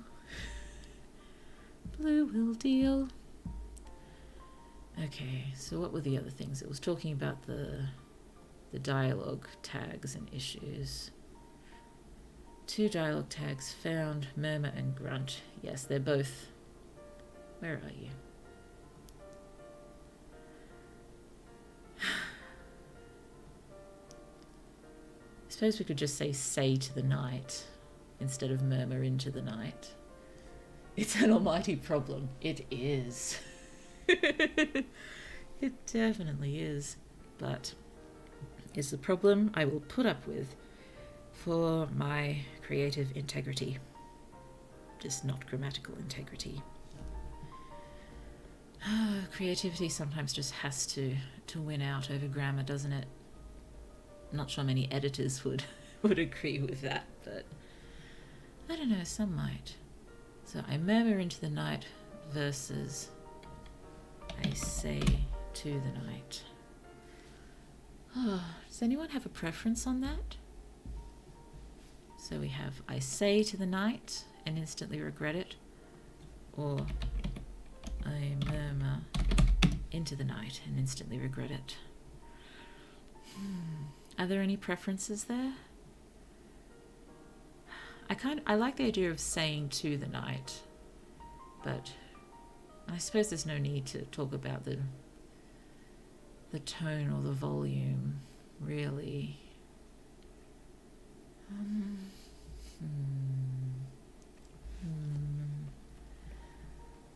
I know I fight with Grammarly sometimes, since it doesn't like how some of my characters will fumble with their wording. But that's what people do. People fumble. People do all sorts of strange things with language, and it's appropriate, I think, in some instances to convey that in the writing, so long as it doesn't, mess with readability too much. Yes, keep fighting with Grammarly. Fight the good fight. Oh dear. I murmur into the night. I say to the night. I think speaking to the night sounds like a thing this protagonist might do. So, unless anyone has any strong opinions to the contrary, in which case let me know, and we'll have a look. We'll go with I say to the night, and that will cheer them up a little bit. Let's see how much it cheers them up.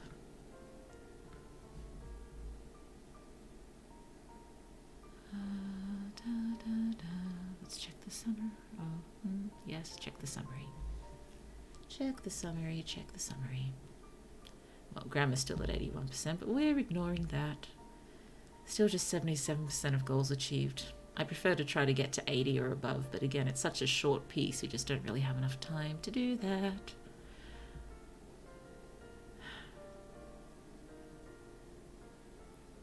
It's still not happy with me. Oh dear. Let's have another look.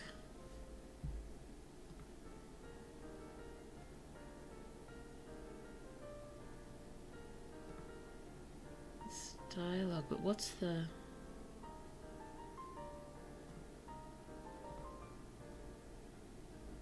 Oh, come on, that's not attached to this. I think I can ignore that. It thinks the grunt is you know, directly related to the come on move, but it's not necessarily. I don't have it, you know, I grunt come on move. It's a separate sentence. It's separate. I think I can ignore that safely. Well, let's ignore that.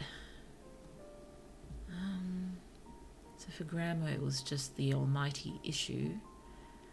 For style, we were fine. It was just those dialogue things it's not happy with me about, but I don't think I've got to do anything about it. If it was a full chapter, I would be more concerned. But given... I wonder how many words this is. I'm not sure this gives me a word count. I'll look later. Okay, here we are. Here we've got a translated quote. Oh, sorry. The address is Church Street, 13. On the other side of the road to the house is a tennis court. Behind the house is a cemetery. In all other directions is thick fog. And the house's name was Satan. And that was the opening line. I think that's great. That's fun. Oh, it was fun to read as well. Thank you. Oh, dear. I feel bad that we haven't done more to this story. I mean, I suppose I did write it in advance, so there's, you know, only so much we can do. I mean, as we do this more often, we'll get to do more and more, I guess, as I start. I have one other mostly written story I'll use, but then we'll start using stories that are less polished or half written, and then we'll move into writing from scratch, which I am still terrified about. But yeah, I suppose for now, yeah, we won't be doing quite as much to the story, but hopefully this is still fun. You're welcome. Thank you. Thank you. 'Twas fun to read. I do like to read aloud. Probably why I'm doing storytime streams as well. Okay, what time is it for me? It is 11:55. I've been at it for almost 2 hours, which is a long time given, you know, we've already written the thing. That's okay. Lots of lovely chatting happening tonight. Lots of lovely chatting. Okay. Might just have a brief chat, if people don't mind, about what I can actually do with this story. And I've had a few thoughts. I'll probably pop it up on Tumblr within the next few days, but I'd like it to be somewhere slightly less transient, if that makes sense. Somewhere a little easier to find, I suppose. So I was wondering whether I should start sort of a short story compilation on a site like Wattpad or Inkit, or even Tapas. I know I say that strangely. Tappers. It's supposed to be tappers, but for some reason I just want to say tapas.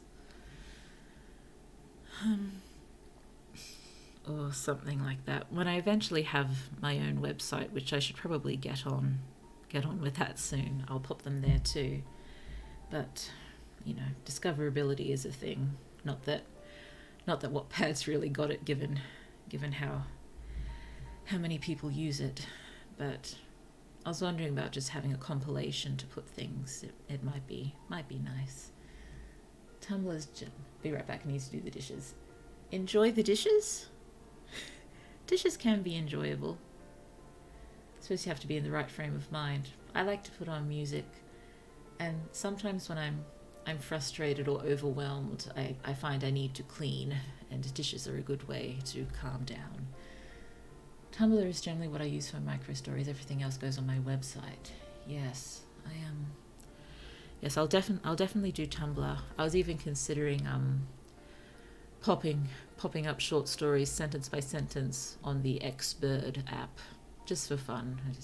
Might be a little annoying, I guess, but could give it a go, maybe. But what are people's thoughts on a compilation story, sort of on Wattpad or Inkit? I do have Moonflower? Why flower? I'm not a flower, I'm a feather. On Moonfeather Blue accounts on Wattpad, Inkit and Tapas. and I think even on Honeyfeed. But yes, that was when I was still considering popping my own novels on such sites, and that's probably not going to happen now. Yes, still haven't quite decided. I just use specific tag for my flash fiction stories on Tumblr. So you think just sticking with Tumblr might be a good idea, and when I eventually have my own website, popping them there? I suppose I can always come back to it and pop them up on something like Wattpad later if I change my mind. I'm not sure. I suppose there's just that hope that people might stumble across you on sites like Wattpad. On sites like Wattpad and Inkt and such. The hopes of being found. But I suppose it's that unlikely, really.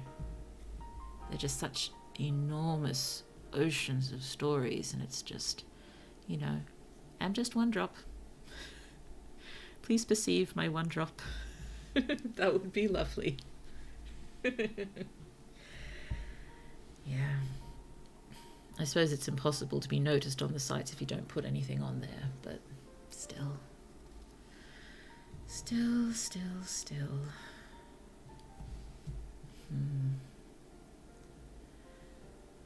Sorry, I'm just floating over the possibilities still. But, yes, Tumblr definitely. Expert site maybe. And still teetering on things like Wattpad. I suppose I just feel bad as well having the accounts on those sites and not using them. I suppose I'm just claiming my username. I think I posted on Wattpad for a little bit but found better engagement on other sites. Granted, this was for fanfic. I don't really know what the original side of fiction is like. Years and years ago, I think I tried posting a novel on Wattpad, and it did not get very far at all. I think just a tiny handful of views, and I think I just started getting, I had unrealistic expectations, and I removed it from the site. It's good that I removed it because, it's definitely not good enough to be read. But, and I think I posted a different novel on Inkt and had it up there for quite a while. And, yeah, that was for a competition on Inkt, and I got in the top 10%, but it was a popularity contest, and that's the one time I remember badgering just about everyone I knew, saying, please go and vote for my story. I think I even felt a bit ill doing that. I can't stand doing things like that, but I was desperate. I wanted people to read my story, but, they were just voting for it. They weren't actually reading it. Which is fair. People are busy. They have to, apportion out their lives appropriately. And I imagine I have done absolutely nothing to convince anyone that they should read my writing. So, I'm back. Hello! Welcome back. These dishes didn't take too long. That's good. I've got a pile waiting for me. I'm not sure if I'll do them before bed or if I'll wait till tomorrow morning. Not a lot of dishes. Good to hear. Okay. So yes, I'll consider for a little longer where to pop this up. I tended to write for semi-niche fandom, so they were a bit of a small interest pool. When I was writing the fic version of my novel, I was over on AO3, and it got quite a lot of people reading it, which was, a little intimidating to start with, but it was nice, and they were all so lovely, and I do miss them a lot. Yes, the fic version actually still is up. I'll have to take it down before I post the new version. But I don't know, I just feel I want to leave the fic version up for as long as possible because a lot of people did enjoy it, and I'm going to feel really bad when I do eventually take it down. Oh dear. But I was hoping to, pop one. I'd wanted to finish the story arc that I'd started, but I just don't think it's sensibly viable at this point. And I think the next thing I post on that story will be a chapter just to say, thank you everyone, it'll be coming down soon. But it'll be coming up again as an original version. If you're interested, I'm over here under this name now. You know, I'd hope that some of them might be interested in the original version if they loved the story. And I think a lot of them did like the story itself, and not just that the original source material characters were in it. But we will see. We will see. Okay. So, it is getting quite late, and I should probably think about bed soon, but I will try to do one dramatic reading without all my tangents and interruptions and contemplating words and turns of phrase. Let's just try to get through once, and we'll see how we go. Oh, one more thing, sorry, that I wanted to try to do with the story. I want to try to make an audiobook-style video with it to post, as in you know, the words on screen and reading them as they go across. Yes, this will be Blue fiddling with video making, which she has no idea how to do. I'm going insane, it's too hot here and it's winter. I'm sorry. Think about bed soon. 5 a.m. Oh goodness me, 5 a.m. I'm so sorry. Let's finish up and you can try to sleep. Oh no, I'm so sorry. I'm so sorry if I've kept you up. Oh dear. Yes, so Blue will be attempting to make a video of the short stories that we work on in these writing sessions. And yes, we'll see how that goes. It may be a little while until I make it, because I do not know what I'm doing. So with any luck, as we go and I make more of them, my skill levels will slowly improve, or else I'll keep them the same so the videos are consistent. Now, I was writing too, so it wasn't just you. Good to know, but I'm still sorry if I contributed, but I hope you had a good time here. I hope you did. I hope all of you did. This was nice, I think. I think it was nice. Definitely calmer than trying to write from scratch. That will start getting a bit intense, but I suppose if it just gets too much, we just step away for a moment and listen to the quiet music and just discuss something else for a while.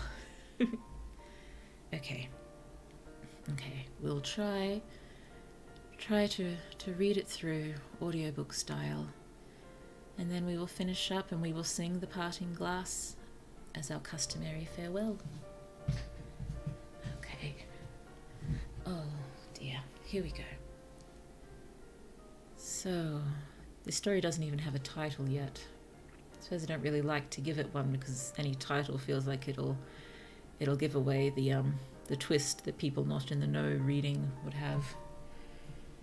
I can think about titles later, or if anyone has an idea for a title, please post it in the comments. Let me know what you think would be a lovely title for this lovely little story. Okay. I skim my fingertips over a satiny cascade of scales, riding the crests and coils of the beast's tail. Reptilian rose petals, I say to the night, and instantly regret it. If no one can hear me, am I still an asshole? Yes. Yes, I am. The creature's hide shimmers against the night, the living emerald mosaic touched by headlamps and moonbeams, every scale edged in silver. Nope. Shaking out of weary poetics, I press my palms against the beast. Its firm flesh pushes back. No response. Distracted by a distant roar, my eyes assess of their own accord. Stubby horn nubs, round belly, skinny wings. This is a young thing, just graduated from infancy. Beautiful. Pity. Here we go. I get a sturdy grip on the base of its tail and pull. Holy! My muscles burn in seconds. Come on, move! I grunt and curse and strain, hurling almighty effort into my shoulders. The beast budges. I dig in my heels. Inch by inch, I heave half a ton of mythical roadkill off the highway. Finally, the job's done. But not before I've slipped in bloody, sulphur-stinking slime and hit the dirt. Twice. God damn, I'm stiff. I crack my neck and a sigh escapes me.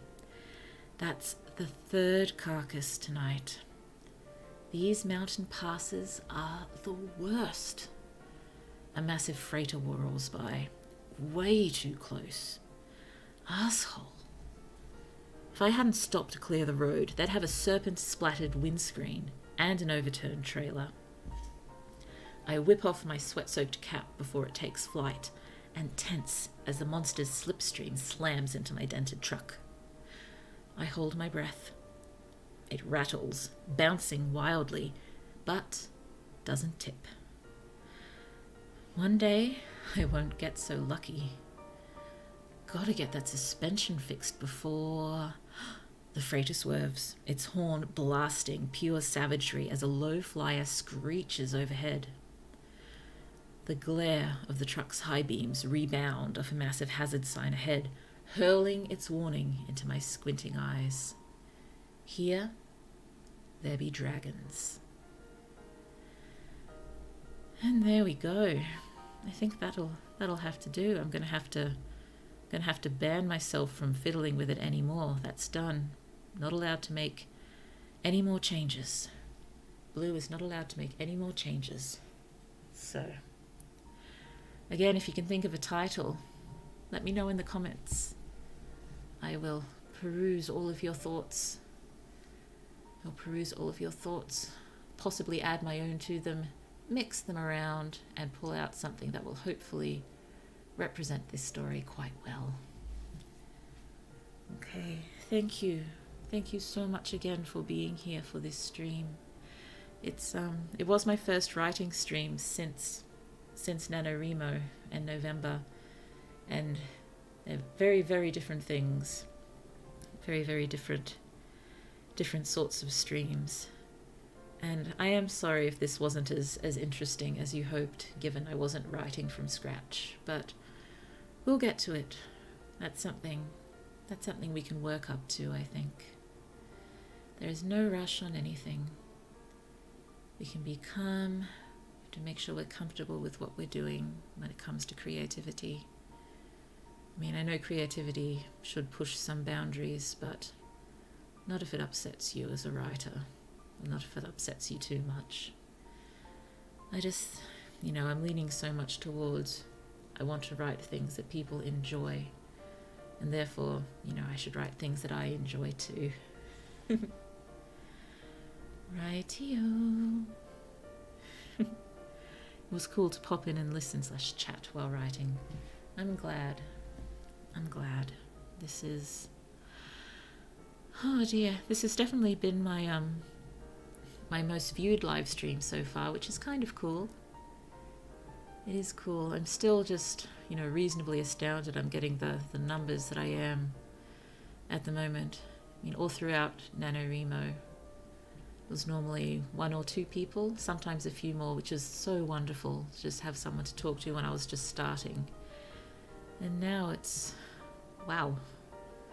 This says 48 views so far. That's ridiculous. Ridiculous for me. So thank you so much for being here for this writing stream. We'll hopefully do some exciting things with this little story. We'll make a video, we'll pop it on Tumblr, we'll see what else happens. And I haven't completed the schedule for next week yet, but it's probably going to be the same days and times maybe until February, just for the sake of consistency.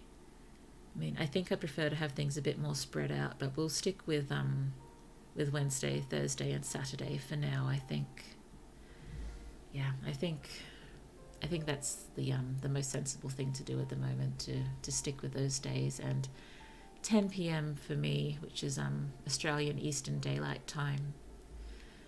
I know for a lot of people this is a very, very inconvenient time, and I am so sorry about that. I had been considering swapping to daytime streaming for me once the small one is in kindergarten, but I think I'm going to have to reserve the daylight hours for writing. when I'm doing live streams, reading chapters of the story of the novel when the novel's eventually out.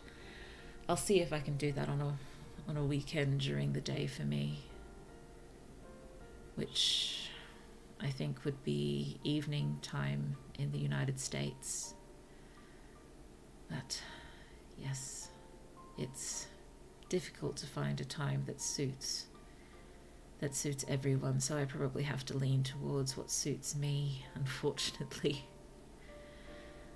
Oh well, that's okay. So yes, keep trying to finish up and wandering off on more tangents. Sorry about that. I'm just taking my headphones off because I'm going to be singing The Parting Glass in a moment, because that is our goodbye. That's our goodbye song. I try to do it at the end of every stream. And I will eventually learn all the words, I promise. Just not today. Not today. So yes, successful writing stream.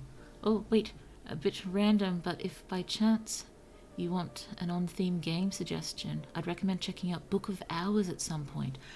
I've seen Book of Hours. Yes, I don't remember if I bought it. I think it's on my Steam wish list if I didn't buy it. But yes, I had a bit of a look at that, and that looked... Yes, I think that would work. I think that would work for this library in Human Skin very well. Oh, I'm keen. I'll have to double check if I can the developers' views on streaming, because I prefer to err on the side of caution in such things. But yes, I do wish more game developers were clearer on their streaming policies. Maybe as the years go on, they'll start to that'll just be a definite part of their FAQs, or just, is it okay to stream our games? Yes or no? That would be helpful. But yes, Book of Hours, I am interested in that one. Okay, what do I say at the end? I say thank you so much for being here, and wherever you are in the world, good night, good evening, good afternoon, good morning, and I hope the rest of your day is absolutely lovely, because that is what you deserve, and we have to do our best to remember that, because it's true.